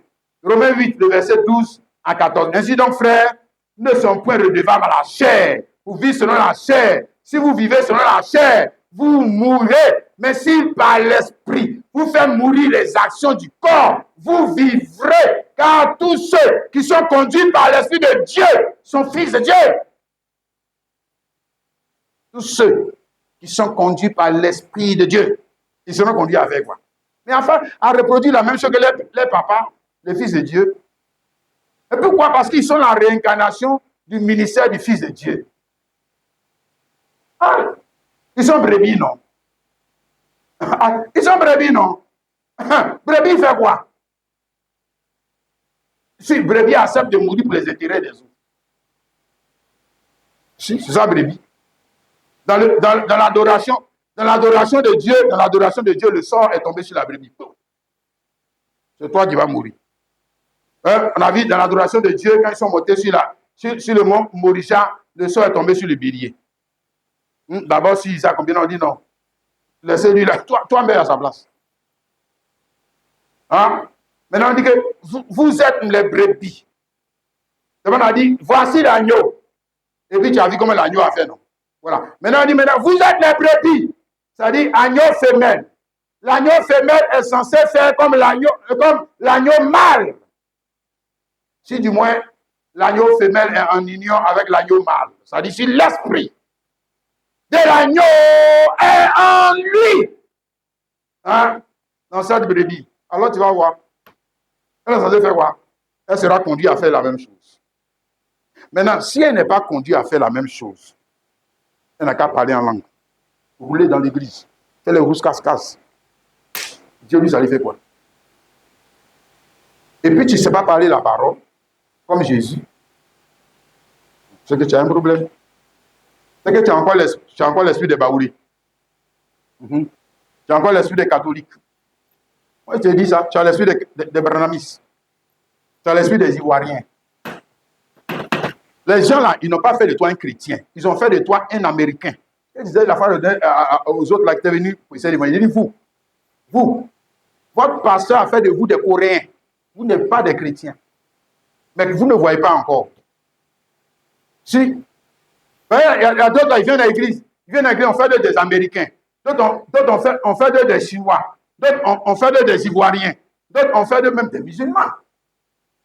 Tout court. Mais si tu es chrétien, ça veut dire quoi? Christ qui se reproduit sa nature dans un autre homme. C'est ça, chrétien. C'est Christ qui est revenu encore, mais sous la forme d'un autre homme. Ok? Maintenant, tu vois la forme de ce monsieur, si c'est ta soeur en Christ, c'est ton frère en Christ, mais les actes. Les actes. C'est la grâce de Jésus. C'est pour ça que l'Esprit est venu. Pour reproduire encore un autre Christ. Un autre Christ. Hein? Romains 12, 1. Je vous exhorte, frères, par la compassion de Dieu, à offrir vos corps comme un sacrifice vivant, saint, agréable à Dieu, ce qui sera de votre part un culte raisonnable. Un culte raisonnable. Ouais, autrement, tout ce qu'on entend de faire, c'est on entend de plaisanter. On entend de plaisanter. Si, on entend de plaisanter. Le culte raisonnable. Hein? Alléluia. Donc le culte ou l'adoration qui est à l'image de celle de Christ et non plus à l'image de celle d'Abraham. Non. Non, c'est pas ça. Là-bas, la parole de Dieu est encore sous la forme rudimentaire. Hein? Voilà. Et pour nous, on rentre dans la réalité. Parce que l'esprit de Christ vient dans l'homme. Alléluia. Pour l'élever. Hein? Quand l'esprit de Dieu vient dans l'homme, c'est pour l'élever au rang d'adorateur. De vrai adorateur. De vrai adorateur. Et il ne peut pas devenir adorateur sans que l'esprit vienne. Il sera adorateur, mais là, il va adorer sa femme, son argent, lui-même, son église, sa tradition, les baoulés. Pourquoi tu as parlé mal de mon église? Pourquoi tu as parlé mal de baoulés? Pourquoi tu parles mal de Djoula? Pourquoi tu parles mal de mon parti politique? Voilà, c'est les paroles comme ça, c'est dans ça il est. Pourquoi tu ne me parles mal? Voilà. Ok? Et quand l'esprit du Père, du souverain sacrificateur Jésus-Christ, va venir en lui, il devient quoi? Une brebis. Hein? Donc, il est élevé au rang d'adorateur. Il est élevé au rang d'adorateur. Comme Jésus-Christ. Ok? C'est ça qui était sous la forme embryonnaire et rudimentaire quand Dieu a envoyé Abraham et Isaac sur la montagne. Il voulait, montagne, ça veut dire élévation. Numéro 1. Hein? On a lu dans Genèse 22, 5. Nous irons sur la montagne pour adorer. Pourquoi il ne peut pas adorer dans la plaine? Pourquoi il ne peut pas adorer chez eux? Non, c'est parce qu'il veut les élever au rang d'adorateurs. Comme ça, là, comme la parole ne peut pas bien parler, mais il te donne des types pour te montrer la chose de manière rudimentaire. Sur montagne, ça veut dire élévation. Hein? Élevé au rang d'adorateur. De qui? Dieu. Parce que le vrai Dieu, le Dieu de Bible, le Dieu de Bible, tout le monde ne peut pas l'adorer. Je te répète, Dieu de Bible, Jésus-Christ, tout le monde ne peut pas l'adorer. Celui qui peut l'adorer doit être élevé au rang d'adorateur. Il ne peut pas s'élever lui-même, ce n'est pas possible. Lui, il est trop petit. Il peut faire offrande. Est-ce que, toi, tu peux faire offrande à Dieu. Dieu, il a tout le ciel et la terre. Toi, tu peux lui faire offrande. Si Dieu ne t'élève pas, toi, tu peux. Toi, lui donner quoi? Oh. Tu es trop petit. Toi, tu es trop petit. Tu es trop petit. Hein? Voilà. Lui, Genèse 22, comment il a élevé? Est-ce qu'avant ça, il n'adorait pas Dieu? Est-ce qu'avant ça, il ne priait pas? Hein? Voilà. Donc, ce qu'il devait faire sur la montagne, là, était différent de ce qu'il faisait avant. Hein? Parce qu'avant, il a demandé des moutons. Avant, il a demandé des poulets. Maintenant, dans Genèse 22, là, il dit, viens m'offrir ton fils en holocauste. Ça veut dire quoi? Ce n'est pas pour les faire du mal. Non, non, non, non. C'est pour les élever. C'est pour les élever. Pour qu'ils arrivent à notre niveau de l'adoration. Et dans cet autre niveau de l'adoration, on a vu qu'Abraham et puis Isaac sont allés avec une complicité, comme on dit dans les autres leçons. Le gars a pris le couteau comme ça, il veut le tuer, puis lui, il est encore là. C'est ça la brebis. Ici, c'est un bouc là. À longtemps, il tape. Quand un coup de pied là-bas, toi, tu veux me tuer. Tu vas voir ce qu'il a été fait. Hein? Voilà, si c'était un taureau bien mangeant, tu vas voir ce qu'il allait faire. Il allait le shooter, renverser le vieux là-bas, puis fuir. Qu'est-ce que tu crois? Tu crois qu'il va rester là? Non. Donc, quand ils sont allés là-bas, ils ont été élevés. C'est pour ça que dans Hébreux 11, le verset 17 à 19, on dit que c'est par la foi qu'Abraham allait offrir son fils en sacrifice. La foi, c'est l'élévation. L'incrédulité, c'est rabaisser l'homme. Rabaisser son niveau d'intelligence. Choisir le frère. Alléluia. Maintenant, ces paroles-là, est rentrée sous sa vraie forme. C'est ce qu'il essaie de te dire là, avec Christ et l'Église. Avec Christ et l'Église. Hein? Oui. C'est là que tu as la vraie image. Hein? Tu as le nom. Hein? De cette parole. Tu as la vraie identité. Hein? De Abraham et d'Isaac. Abraham, le père. Hein? Le souverain sacrificateur. Isaac, l'Église. Hein? Ou le chrétien. Hein? Galates 4, le verset 28. Hein? Vous connaissez ça avant de revenir ici. Hein? Galates 4, 28, je lis ça exactement pour ceux qui vont m'écouter. Pour vous, frères, comme Isaac, vous êtes enfants de la promesse. Donc, comme Isaac. Hein? Voilà, on dit que le vrai visage d'Isaac, c'est le chrétien. Le vrai visage, je répète, le vrai visage d'Isaac, c'est le chrétien. Le chrétien. Voilà, tu as vu maintenant, tu viens de voir maintenant Isaac. Sinon, on ne parle pas de l'autre là. On parle du chrétien. Ok? Jean 4, le verset 20 à 23. Il dit que nos pères ont adoré cette montagne. Et vous dites-vous que le lieu où il faut adorer est à Jérusalem. Femme lui dit Jésus, crois-moi, l'heure vient où ce ne sera ni sur cette montagne, ni à Jérusalem, que vous adorez le Père. Vous adorez ce que vous ne connaissez pas. Nous adorons ce que nous connaissons. Car le salut vient des Juifs. Mais l'heure vient, elle est déjà venue, où les vrais adorateurs adoreront le Père en esprit et en vérité. Car ce sont là les adorateurs que le Père demande, ou le Père recherche. Donc ici, hein, il y avait un débat entre Juifs et Samaritains sur le lieu d'adoration. Parce qu'il dit que pour eux, pour les Juifs, le lieu d'adoration. Mais c'est à Jérusalem, c'est pas là-bas qu'Abraham est allé offrir Isaac en sacrifice. Ah, parce que c'est là-bas qu'on fait l'adoration. Tu vois? Or, pour Abraham, on a dit qu'il y avait la foi. Pour eux, là, ceux qui venaient chaque année à Jérusalem, il y avait foi dans eux. Là. Il a dit qu'il y a foi. Quelle foi? C'était la tradition. C'est la même chose ce qu'on fait, nous on fait dans nos églises. Là. Pentecôte, Pâques, tout ça. Ça aussi, c'est foi. Ça aussi, c'est foi. C'est la tradition humaine, la tradition religieuse. C'est pas foi. Parce que si tu as la foi, je dis, l'esprit de feu va venir sur toi. Même si il est feu dans ta chambre, ça va venir sur toi. Ça n'a rien à voir avec un Dieu.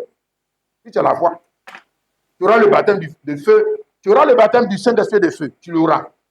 Si tu as vraiment la foi. Si. C'est de ça il s'agit. Il ne s'agit pas de commémorer un jour de l'an ou un jour du mois. Ça, c'est la tradition humaine. Là, quand ils ont fait pour eux, là, Jésus les a blâmés. 2, il dit que Dieu cherche les vrais adorateurs. Donc, ça veut dire qu'eux, ils n'étaient pas encore élevés au rang de vrais adorateurs. C'est ce que ça veut dire. Non. Et que maintenant, avec lui, il y a des hommes et des femmes qui allaient être élevés au rang de vrais adorateurs. Et qui allaient adorer Dieu comment? En esprit et en vérité. Vérité, c'est-à-dire le feu, maintenant le feu est véritable. Le sein est véritable. L'agneau est véritable. Le temple est véritable. C'est ça, vérité. Vous n'avez pas vérité dedans. Il prend du feu pour mettre dans la bête, il met le bois et puis il brûle. Où est la vérité dans ça? Où est la vérité dans ça là? Ah, toi aussi. Non, c'est pas vérité. Non, c'est pas ça la vérité. Non. La vérité est venue avec Christ et l'Église. Ok? Et dans cette vérité que tu dois entrer. Hein? Le baptême du Saint-Esprit et du feu. Dans cette vérité. Éphésiens chapitre 2, le verset 6. Hein? On parle ici de l'élévation. Ok? Éphésiens 2, 6. J'allais trop loin. Il nous a laissés ensemble et nous a fait asseoir ensemble dans les lieux célestes en Jésus-Christ. Donc, il nous a ressuscités ensemble et nous a fait asseoir ensemble dans les lieux célestes en Jésus-Christ. Et fait asseoir ensemble dans les lieux célestes en élévation. Hein? Mais élevé au rang de quoi? Au rang d'adorateur comme qui? Comme qui? mais comme celui qui est assis sur le trône. Comme celui qui est assis sur le trône. Qui est Jésus-Christ. Jésus-Christ. Et comment lui il a adoré? Comment lui il a adoré Dieu? Il a adoré Dieu au détriment de ses propres intérêts. Voilà. Viens maintenant l'adorer aussi. Ah, voici, tu as le Saint-Esprit. Il dit, tu parles en langue. Quelle langue? Il faut laisser te parler en langue. Viens l'adorer comme Jésus-Christ. Viens, envoie. Il dit, il a chassé les démons. Quelle a fait de chasser les démons? Viens l'adorer. Hein? Tu n'as pas dit que tu es la reproduction du même personnage. Tu es la reproduction du même personnage. Non, tu es censé faire comme lui. Tu es censé faire ce qu'il a fait. Donc, à ceci, on reconnaîtra l'Esprit de Dieu. À ceci, on reconnaîtra l'Esprit de Dieu dans un homme quand cet homme est censé faire parler la parole comme Jésus-Christ. Voilà. L'Esprit est là. OK? Non, c'est pas la parole comme les baptistes, comme les catholiques, comme les baillefouets, comme les musulmans. Ça veut dire que cet homme est encore sous la malédiction. Il n'est pas encore quitté l'ancienne alliance. Ah, regarde ce que j'essaie de te montrer. Frère, hein? Donc avant que Dieu ne lève, l'adoration de Dieu a commencé sous sa forme rudimentaire. Ça, on était encore en bas. Rudimentaire, c'est ce que je te dis. Rudimentaire, ça veut dire que la chose vient de commencer.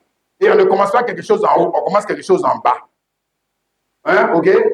Frère Branham dit que tu ne peux pas monter, à une échelle par le haut. Tu montes à l'échelle par le bas. Hein? Donc on commence en bas pour aller vers Dieu. Dieu est en haut. Ok? Si tu commences en haut, c'est que tu vas venir en bas. Ok? Donc Dieu lui-même, c'est ce que je te dis là, Dieu lui-même, pour arriver à la perfection, devait commencer de manière quoi? Rudimentaire. Parce que tout ce qui est parfait commence quoi? Imparfait. Imparfait. Tout ce qui est parfait commence imparfait. Tout ce qui est parfait ne commence pas parfait. C'est pas vrai. Tout ce qui est parfait commence de manière imparfaite. Ok? C'est pour ça que Dieu, dans le commencement, nous avons vu, avec Abraham et Isaac, Dieu a dit, prenez le bélier et sacrifiez-le pour mon intérêt et votre intérêt. Donc, c'est le bélier qui était mort pour l'intérêt de Dieu et l'intérêt de ses enfants. Ce n'est pas Dieu qui est mort. Non. OK? C'est ça qu'on appelle comment? Égoïste.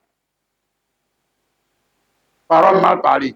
Non. Il ne faut pas me dire que c'est la parole bien parlée. Faux. Et pourquoi la parole était parlée comme ça? C'est ce que je t'explique là. Parce que c'était le commencement de l'adoration de Dieu dans un endroit. Et ça commence comment? Imparfait. Imparfait. Hein? Et puis, regarde, quand ils ont fini de tuer le mouton, le pauvre mouton, il a souffert, il est mort, et puis ils ont adoré Dieu. Alors que c'est le mouton qui est mort. Ce n'est pas Dieu qui est mort. Il dit Dieu est grand. Comment ça Dieu est grand? Il faut dire que le mouton est grand. C'est lui qui t'a sauvé. Si c'est lui qui a accepté de mourir, non? Est-ce que c'est Dieu qui a accepté de mourir? Maintenant, Jean maintenant, il va venir maintenant louer Dieu dans ça, que Dieu est fort, Dieu est fort. Dieu est fort. Tu ne réfléchis pas assez. Hein? C'est tout. C'est pour ça que tu continues d'adorer Dieu dans ça.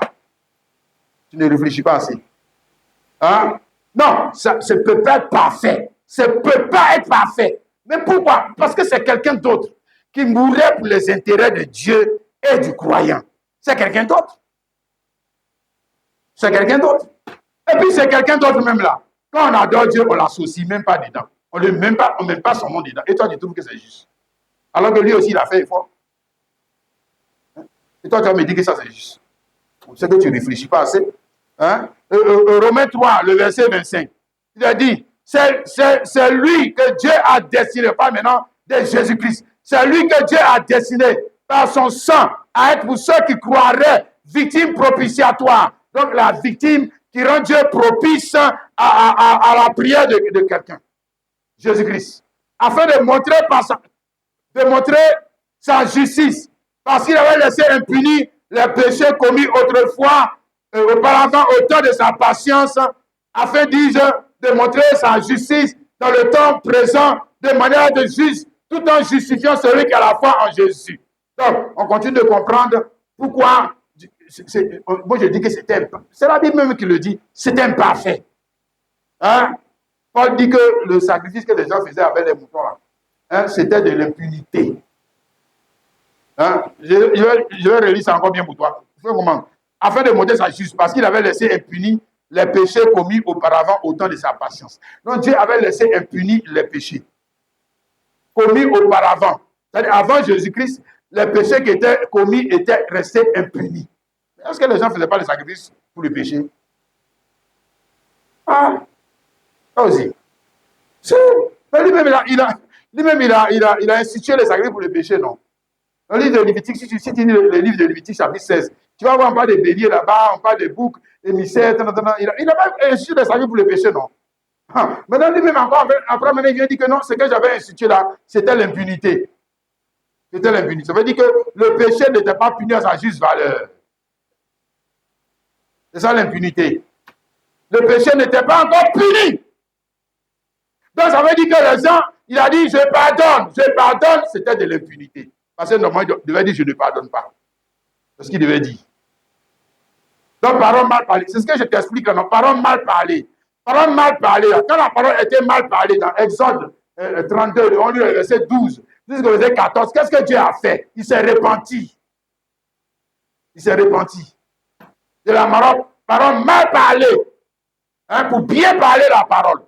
Or, le moment où Dieu parle bien la parole, c'est avec quoi? Le sacrifice de Jésus-Christ. C'est ça qui est juste. C'est là que le péché a été puni. Hein? Avec qui? Mais avec lui-même. C'est ça qui est juste.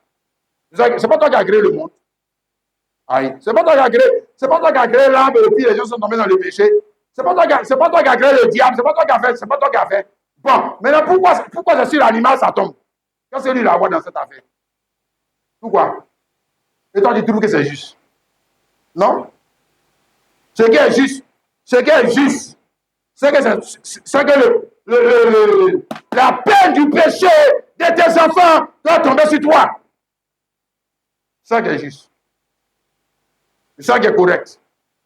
Hein? Voilà. Dans le péché est puni à sa juste valeur par un sacrifice de valeur. Voilà. Toi-même, toi aussi, réfléchis. Toi, tu es un homme, tu as péché. Et puis on dit que non, homme, tu as péché. L'animal doit mourir pour que toi tu vives. Et tu penses qu'on est en train de t'élever. Tu penses qu'on est en train de t'élever comme ça. Tu ne réfléchis pas assez. Oh. Donc toi, ta vie là, est égale à une vie animale. Hein? Hey, toi aussi. Toi, tu es supérieur à l'animal. Parce que je sache. Je ne le mange pas. Hein? Si? Alors, ça veut dire que le sacrifice là, qui doit être fait pour ton rachat là, doit être ou bien comme toi, ou plus que toi. Oui, la valeur de ce sacrifice. Hein? Nous parlons de la valeur du sang de Jésus. Alléluia. La valeur du sang de Jésus-Christ. La valeur du sang de Jésus-Christ. Pour te racheter. Parce que quand même, le frère, tu as du prix. Tu as du prix. Hein? Hébreux chapitre 12, le verset 6, pardon, 24. Dit de Jésus qui est le médiateur de la nouvelle alliance et du sang de l'aspersion qui parle mieux que celui d'Abel. Donc, nous parlons aussi du sang de l'aspersion qui parle mieux que celui d'Abel. Le sacrifice qui parle mieux que le sacrifice, qui est plus excellent que le sacrifice d'Abel. Qui est plus excellent que le sacrifice d'Abraham. Qui est plus excellent que le sacrifice de Kwaku Daniel. Et qui est plus excellent que le sacrifice de Salomon. Regarde Salomon, il a tué plus de 1000 bêtes, 10 000 bêtes. Il faut lire dans la Bible là. 10 000 bêtes, 20 000 bêtes. Le sacrifice de Jésus a plus de valeur que ces 20 000 bêtes. 20 000, 10 000, peu importe ce qu'ils vont donner. Ok? Alléluia. Afin de plaider, de mieux plaider auprès du Saint-Esprit pour que tu entres maintenant dans la nature divine. C'est ça la finalité. Si tu as cru comme dit l'Écriture, tu dois rentrer dans la nature divine. Et la nature divine doit rentrer en toi. C'est ça le baptême du Saint-Esprit. On ne te sauve pas pour t'abandonner. On te sauve pour te sécuriser. Pour te placer dans un endroit où tu ne peux plus jamais te perdre. Plus jamais. Plus jamais. Je n'ai pas dit que tu ne peux plus pécher. Ce n'est pas ce que je dis. Je dis que tu ne peux plus jamais te perdre. Pas la même chose. 1 Corinthiens chapitre 6, les versets 19 à 20. Ne savez-vous pas que votre corps est le temple du Saint-Esprit qui est en vous et que vous avez reçu de Dieu et que vous ne vous appartenez point à vous-même car vous avez été racheté à un grand prix. Glorifiez donc Dieu dans votre corps et dans votre esprit qui appartiennent à Dieu. C'est ça? Alléluia. J'ai dit, et vous t'élevez au rang d'adorateur. Mais mieux, c'est même pas seulement t'élever au rang d'adorateur, c'est t'élever même au rang de temple. Temple pour le corps, dans lequel vit quoi? L'esprit. L'esprit de qui? L'esprit de celui qui est mort là. Il vient en toi. Ok? Vous t'emmenez à adorer comme qui? Mais comme lui. Vous t'emmenez à faire quoi comme lui? Vous t'emmenez à faire les choses comme lui. Alléluia. Donc tu deviens quoi? Tu deviens la révélation du mystère de la personne dans le jour. Chrétien, tu deviens la révélation du mystère de la personne dans le jour. Dans le jour. Tu es la révélation du mystère du caractère de la personne. Tu n'as pas le temps. Ok? Alléluia. Tu es quoi? Tu es l'image qui rend la personne visible dans le jour. L'image, c'est ce qui rend visible l'invisible. Ok? Si. Image, c'est ce qui rend visible l'invisible. 2 Corinthiens chapitre 3, le verset 17 à 18. Or, le Seigneur, c'est l'Esprit. Et là où est l'Esprit du Seigneur, là est la liberté. Nous tous, qui, le visage découvert, contemplant avec lui, comme dans un miroir, la gloire du Seigneur, nous sommes transformés à la même image. De gloire en gloire, comme par l'Esprit du Seigneur. Nous sommes transformés à la même image. Donc, image, c'est ce qui rend visible l'invisible. Non, maintenant on peut voir l'invisible. Mais on peut voir l'invisible au travers de qui? de Christ et l'Église. Vous ne pouvez pas dire de Christ et du chrétien. Ou du moins le chrétien en qui Christ habite. Ce n'est pas fait de parler en langue. Non. Non. On voit Christ de nouveau. On voit ses actes, on voit sa parole. On voit son visage. Dans le jour. Alléluia. Crois-tu en ça, mon frère chrétien? Amen. Jean-Baptiste, dans son jour, lui, il a dit, voici l'agneau de Dieu, qui est le péché du monde. Mais c'était quoi? C'était l'image de Dieu. Hein? Qu'est-ce que c'était l'image de Dieu? Ok?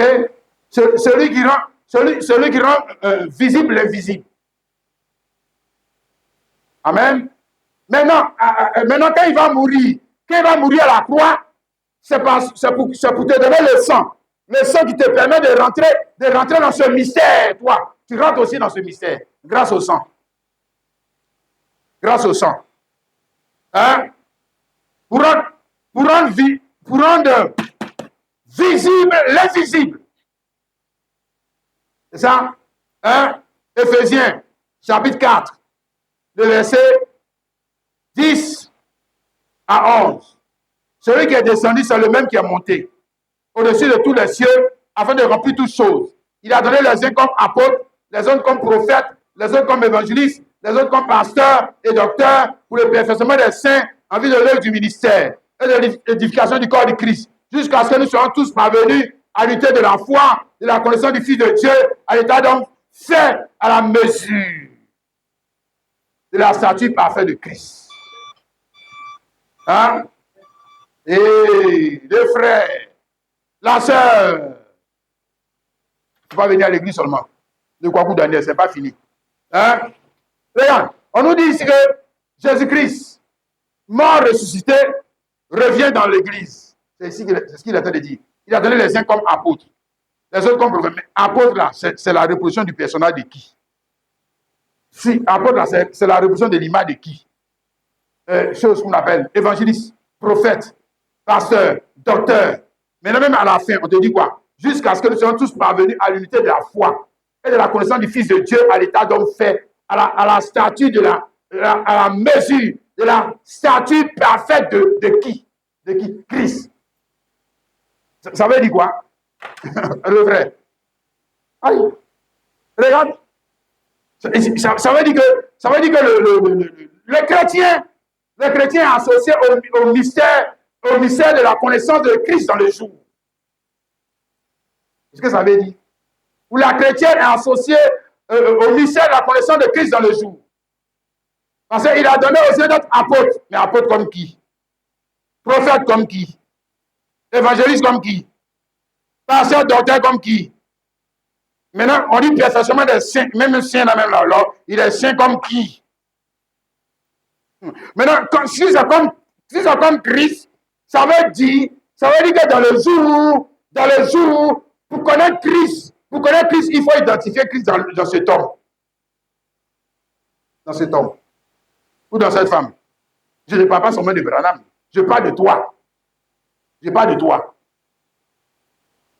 Si tu n'es pas dedans, si tu ne fais pas partie de ce mystère-là, c'est que l'enlèvement n'est pas pour toi. C'est que bon, évidemment, c'est que tu as manqué de but. C'est que tu as manqué de but. C'est que tu n'es pas dedans. On ne parle pas de toi. Hein? On parle de cette église qui est la reproduction du même personnage. On parle de ces chrétiens qui est la reproduction du même personnage et qui rend visible l'invisible dans son jour. Alléluia. Amen. Donc, par lui, on peut connaître qui est Christ aujourd'hui. Qui est Christ aujourd'hui. C'est ça? C'est comme ça, mon frère, ma soeur. Amen. Et Apocalypse chapitre 4, le verset 7. Qui est Christ dans le jour? Le premier être vivant est semblable à un lion. Le second être vivant est semblable à un veau. Le troisième être vivant à la face d'un homme. Et le quatrième être vivant est semblable à un être qui vole. Qui vole. Alléluia. Donc, on a vu que Jean-Baptiste a présenté Christ comme étant l'agneau de Dieu qui ôte le péché du monde. C'est ça? Mais ça, c'était une des images. Une des images. de Christ dans le jour. Aujourd'hui, ce n'est pas l'agneau de Dieu qui ôte le péché du monde.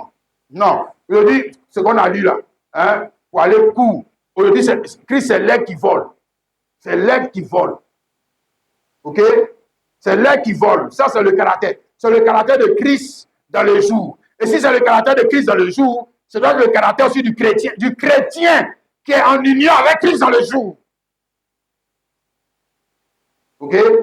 Bon, quand Jean-Baptiste l'a présenté comme étant l'agneau de Dieu qui ôte le péché du monde, ça veut dire que toi qui veux servir Dieu là, tu dois avoir le même caractère que celui-là.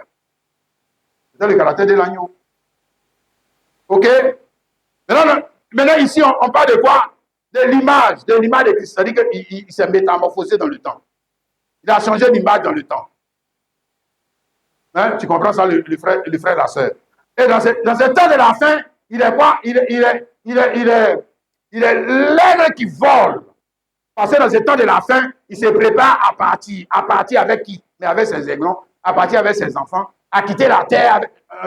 Un agneau ne peut pas s'envoler, un lion ne peut pas s'envoler, un homme ne peut pas s'envoler. Mais il y a un des caractères là qui parle de quoi? De l'enlèvement. Voler, c'est l'enlèvement. Quitter la terre. Quitter la terre. Donc, c'est pour ça que l'aigle qui vole est le dernier. L'aigle qui vole n'est pas le premier. L'aigle qui vole est le dernier. OK? De la manifestation de Christ dans l'église. Alléluia. Et bien, de même que quand Christ rentre dans un homme, dans cette femme, l'homme doit passer par des changements. Changement de caractère. Changement d'attribut. Changement de perception. Changement de vie. Vois-tu ça, mon frère chrétien? C'est le grand aigle. Ici, Apocalypse chapitre 12, le verset 13 à 14. Il a dit, quand le dragon vit qu'il était précipité sur la terre, il poursuivit la femme qui avait enfanté l'enfant mâle. Et les deux ailes du grand aigle furent données à la femme. Donc, les deux ailes du grand aigle. Le grand aigle, c'est qui? S'il y a un grand aigle, c'est qu'il y a des petits aigles. On peut comprendre ça quand même. Les frères. S'il y a un grand, ce qu'on a vu pour commencer, s'il y a le bélier, c'est qu'il y a des brebis. C'est qu'il y a des brebis. S'il y a le lion, c'est qu'il y a des lionceaux. Oui. C'est ça? Alléluia. S'il y en a un qui a la face du fils de l'homme, c'est qu'il y a des fils de l'homme. Ou on va dire des fils et des filles de Dieu. Parce que c'est lui qui les reproduit. Qui reproduit son caractère, comme j'ai dit, dans un autre homme ou dans une autre femme. OK? Pour que cet homme puisse faire ce que les autres ne pourront jamais faire. Il ne peut pas faire. Non, mais s'il n'est pas un aigle, il va s'envoler comment? Il va s'envoler comment? Il dit vol, c'est un poulet. Bon, il fait de son mieux, mais il ne peut pas aller plus loin. C'est ça? Mais il n'est pas un agneau. Il n'est pas un agneau. On dit, venez faire sacrifice. Le lit, c'est un lion. Toi, tu peux l'attraper pour les sacrifier. Il va te bouffer. Tu vois son caractère là. Ça montre qu'il n'est pas dans l'image. Il n'est pas dans l'image que la tête de l'église a. Il n'est pas dans cette image. Et pourquoi il n'est pas dans cette image? C'est qu'il n'est pas dans l'église de Jésus. Il n'est pas dedans. Regarde, ça va plus loin. Ça va plus loin. C'est que j'essaie de percer le mystère. Le frère et la sœur, ça va plus loin que nos plaisanteries qu'on dit en train de faire culte là. Ça va plus loin que ça. Le caractère de l'homme, Jésus reproduit dans d'autres hommes. Et à partir de ce moment, les autres hommes là commencent à faire comme Jésus dans le jour. Et les gens qui les regardent sont étonnés de ce qu'ils ne peuvent pas faire comme eux. Pourquoi vous ne pouvez pas faire comme nous? Mais moi, je ne peux pas faire comme toi, parce que moi, je suis la reproduction de l'image de celui qui est assis au ciel. Moi, je ne peux pas faire comme toi. Même si je me force, je ne peux pas. Et si je me force même là, je ne suis pas heureux. Je ne suis pas heureux de me forcer de pouvoir faire comme toi. Je ne peux pas. Je ne peux pas. Je n'ai pas ta nature. Donc, je ne peux pas. Je ne peux pas y arriver. Par contre, je peux arriver à faire comme Jésus. OK? Dans ce jour qui est quoi? Le grand aigle. Si c'est le grand aigle, parce que si lui dans le jour dans lequel on est, Jésus, c'est certes l'agneau de Dieu qui a le péché du monde. Mais le caractère qu'il a dans l'église, c'est celui de l'aigle qui vole. C'est le grand aigle. C'est le grand aigle. Non, l'aigle qui rentre maintenant, nous rentrons dans les profondeurs de la connaissance de Dieu. Et quand l'église aussi doit le suivre, l'église doit le suivre. L'église doit le suivre. Quand il a dit, voici l'agneau de Dieu qui a le péché du monde, l'église doit le suivre. Dans chaque âge, l'église doit le suivre sa voix. Doit suivre sa voix. Il a dit non. Jean 10, verset 27 à 28. Quoi? Mes brebis entendent ma voix. Je les connais et elles me suivent. Je leur donne la vie éternelle. Et elles ne périront jamais. Et personne ne les ravira de ma main. Donc mes brebis entendent. Il va dire mes brebis me voient. Les brebis entendent ma voix. Le reconnaissent par sa voix. Parce que sa voix n'est pas une voix traditionnelle. Sa voix n'est pas une voix religieuse. Regarde comment Jean-Baptiste parlait. Regarde, ce n'est pas une voix traditionnelle. Ce n'est pas une voix théologique. Ce n'est pas une voix intellectuelle. Non. Lui, il montre un homme. Donc, ce n'est pas la tradition. Non. Bon, mes brebis entendent cette voix. Ça veut dire qu'il sera dans des hommes. Et puis, il parle à d'autres hommes. C'est ce que ça veut dire. Mais maintenant, comment je peux savoir quel homme là, petit Baoulé là, petit gros là, petit américain là, c'est Jésus. Quelqu'un me parler. La voix. La voix ne change pas. Il ne peut pas changer de voix. Ce n'est pas possible. Il n'a pas deux bouches. Non. Il a une seule bouche. C'est-à-dire appeler son église à rentrer dans le caractère de Christ pour le jour. Ok? Vous en moi et moi en vous. Alors le monde va savoir que vous êtes mes disciples. Le monde va savoir que vous n'êtes pas de ce monde. Que vous n'appartenez pas à une organisation religieuse, mais que vous appartenez à l'église du grand Dieu. À l'église du grand Dieu. À l'église du grand Dieu. Pourquoi? Parce que vous êtes capable de reconnaître la voix du grand aigle, le cri du grand aigle, la perception du grand aigle, la vision du grand aigle. Alléluia! Amen! Donc, où il a dit, là où à l'école, là s'assembleront les aigles.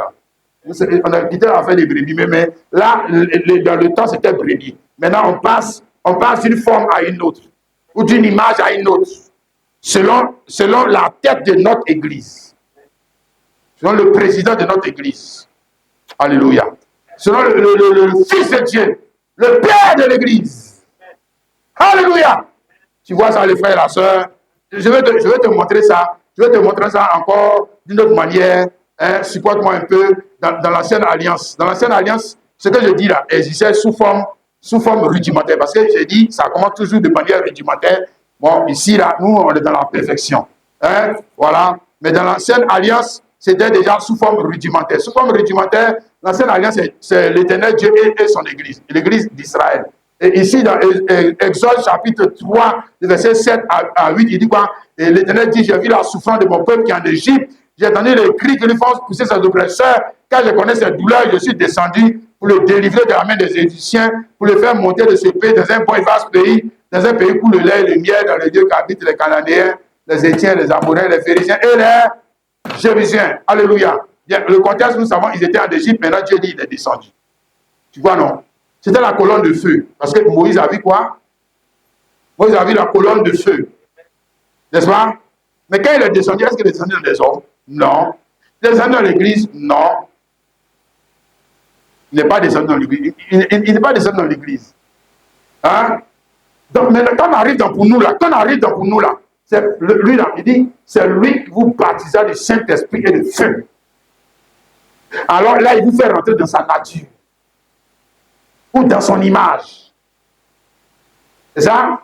Parce que maintenant, le sang est là. Pourquoi il ne pouvait pas descendre en eux? Parce que le sang de Jésus n'existait pas. Donc, il ne peut pas rentrer en eux. Ok? Si le sang par lequel ils sont sortis du pays de l'Égypte, c'était le sang de l'agneau naturel, l'agneau d'Abraham. Vous le savez, non? Oui. Oui. Donc, comme c'est la parole rudimentaire, il ne peut pas rentrer en eux. Il ne peut pas rentrer en eux. Aujourd'hui, il peut rentrer en toi. il peut rentrer en toi et puis tu ne meurs pas. Et puis tu ne meurs pas. Tu ne mets pas consumé. Pourquoi? À cause du sang de Jésus. À cause du sang de Jésus. Tu n'as pas le sang de Jésus. Toi, tu peux supporter Dieu. C'est pas possible. Voilà. Donc, ici, la parole était sous forme de type. Hein? Mais l'idée que je veux te donner avant qu'on détermine est là. Exode 19, le verset 4. Il dit, vous avez vu ce que j'ai fait à l'Égypte et comment je vous ai porté sur des ailes d'aigle et amené vers moi. OK?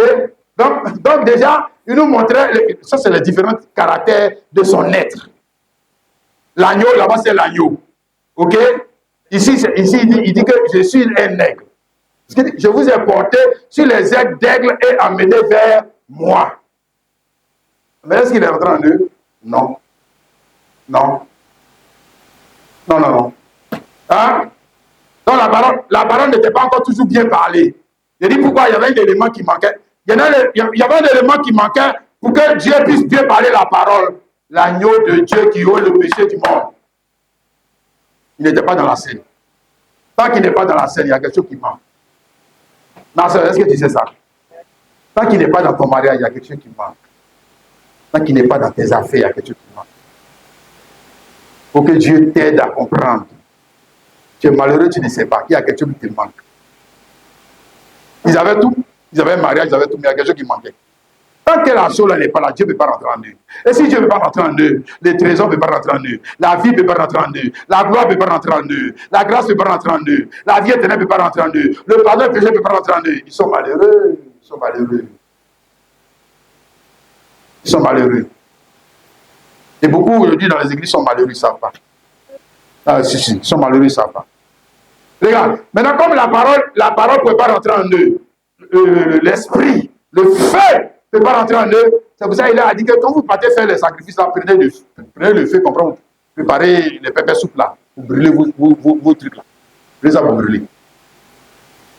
Tu vois, Dieu ne peut pas faire. Ok? Mieux, même pour Élie, tu connais pour Élie le prophète, non? Pour Élie le prophète, ce n'est pas faire le pépé soupe. Hein. Pour Élie le prophète, le fait même quitter au ciel, même venir. Pas. Si l'Holocauste, et puis il n'y a pas un qui a connu Dieu. Il n'y a pas un. Il n'y a pas un. Hein?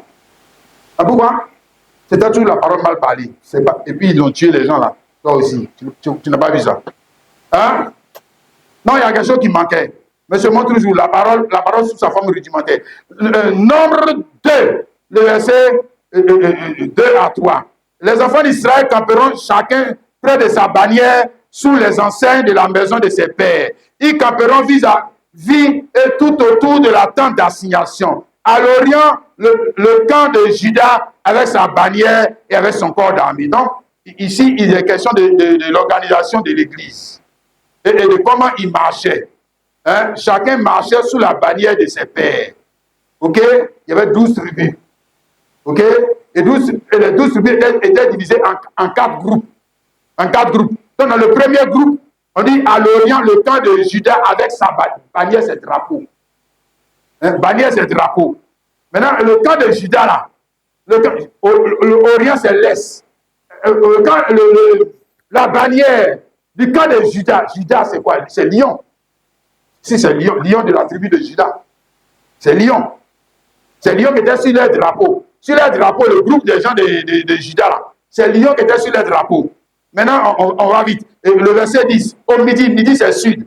Le camp de Ruben avec sa bannière. Là-bas encore, il y avait encore 3 autres groupes. Et leur bannière, leur drapeau, il y avait quoi?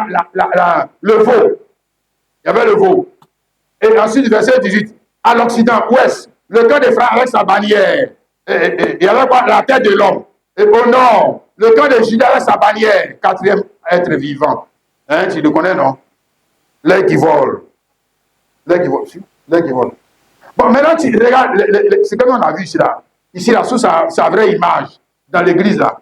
Et ils avaient ça reproduit par les hommes. Ces dessins, ils ont fait dessin. Ils ont fait dessin. Hein? S'ils ont fait dessin. Maintenant, ils marchaient La parole n'est pas en eux. Jamais. Jamais. Le caractère n'est pas en eux. Là, Jésus, là, il est même chose comme pour les catholiques, là. C'est un Jésus fait par les hommes. Il ne peut rien faire. Hein? Il est en carton, il est en dessin, donc tu ne le vois pas. Il est en dessin. Le caractère de Jésus, il est en dessin, ça peut faire quoi? On n'est pas dit reproduit par l'homme. Ça peut faire quoi? Ça peut faire quoi? Rien. Hein? Et pourquoi c'était encore ça? C'est ce que je t'explique là. Parce que la parole elle-même était encore sous sa forme rudimentaire, élémentaire. Ok? Ok, bien. Maintenant, quand Jean-Baptiste nous a montré, voici l'agneau de Dieu, que le péché du monde, c'est de ça là que Dieu s'est repenti. Ça là. Dieu dit, bon, c'est fini. Vos histoires des dessins là, c'est fini. Je ne veux plus ça. Je ne veux plus ça. Ok? Maintenant, je vais rentrer maintenant sous ma vraie forme.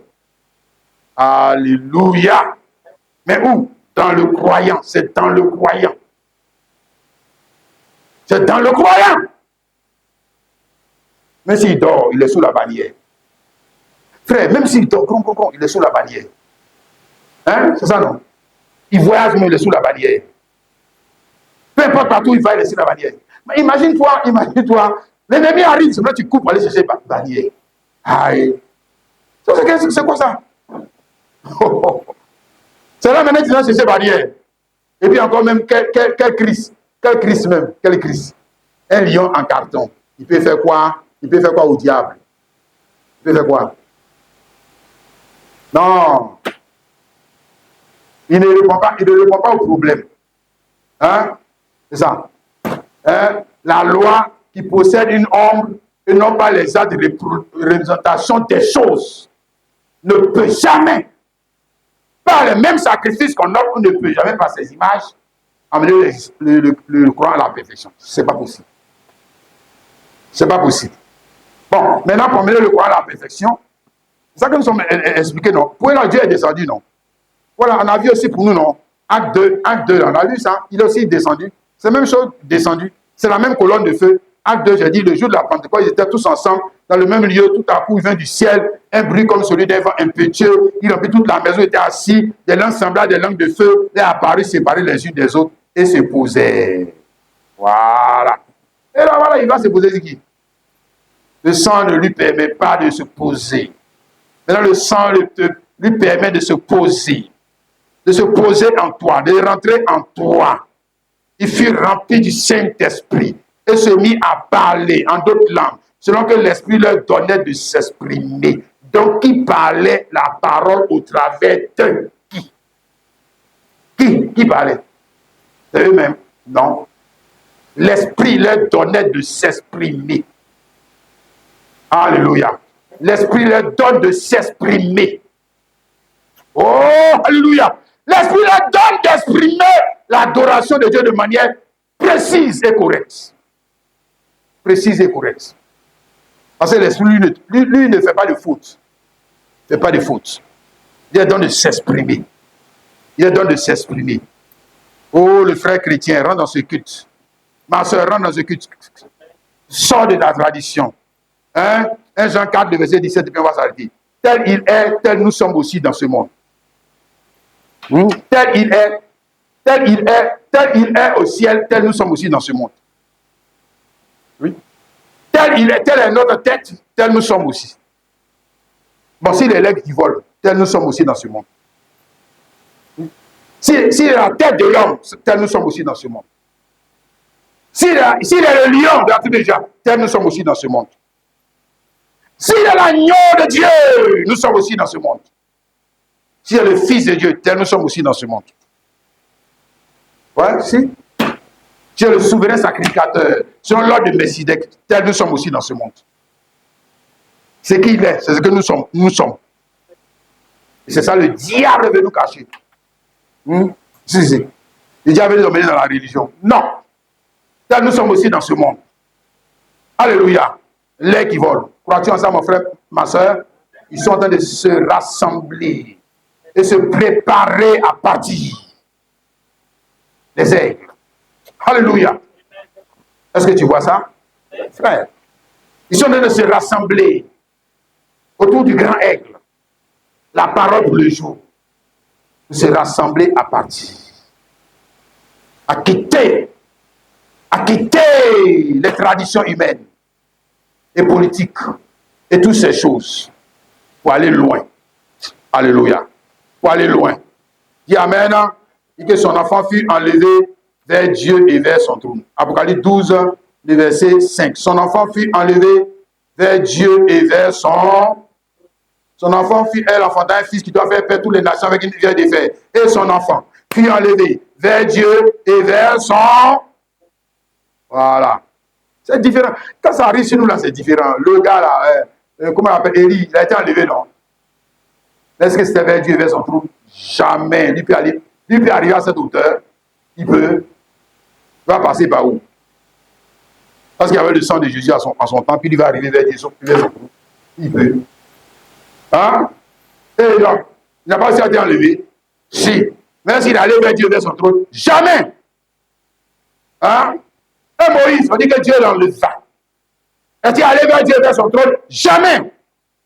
Il ne peut pas. Ce n'est pas possible. Mais le sang nous donne ce privilège. Chrétien, alléluia.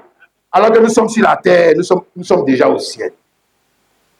Alors que nous sommes sur la terre, nous sommes déjà au ciel. Ma soeur, alors que tu es sur la terre, tu es déjà au ciel. Alors que je suis sur la terre, je suis déjà au ciel. Je vis déjà les prémices du royaume du ciel parce que tel il est, tel nous sommes dans ce monde. Oh, alléluia. Amen. On va s'arrêter là. Mon frère chrétien, on va s'arrêter là. Je ne pensais pas être si long, mais bon. On va chanter ce chant. Ce chant qui était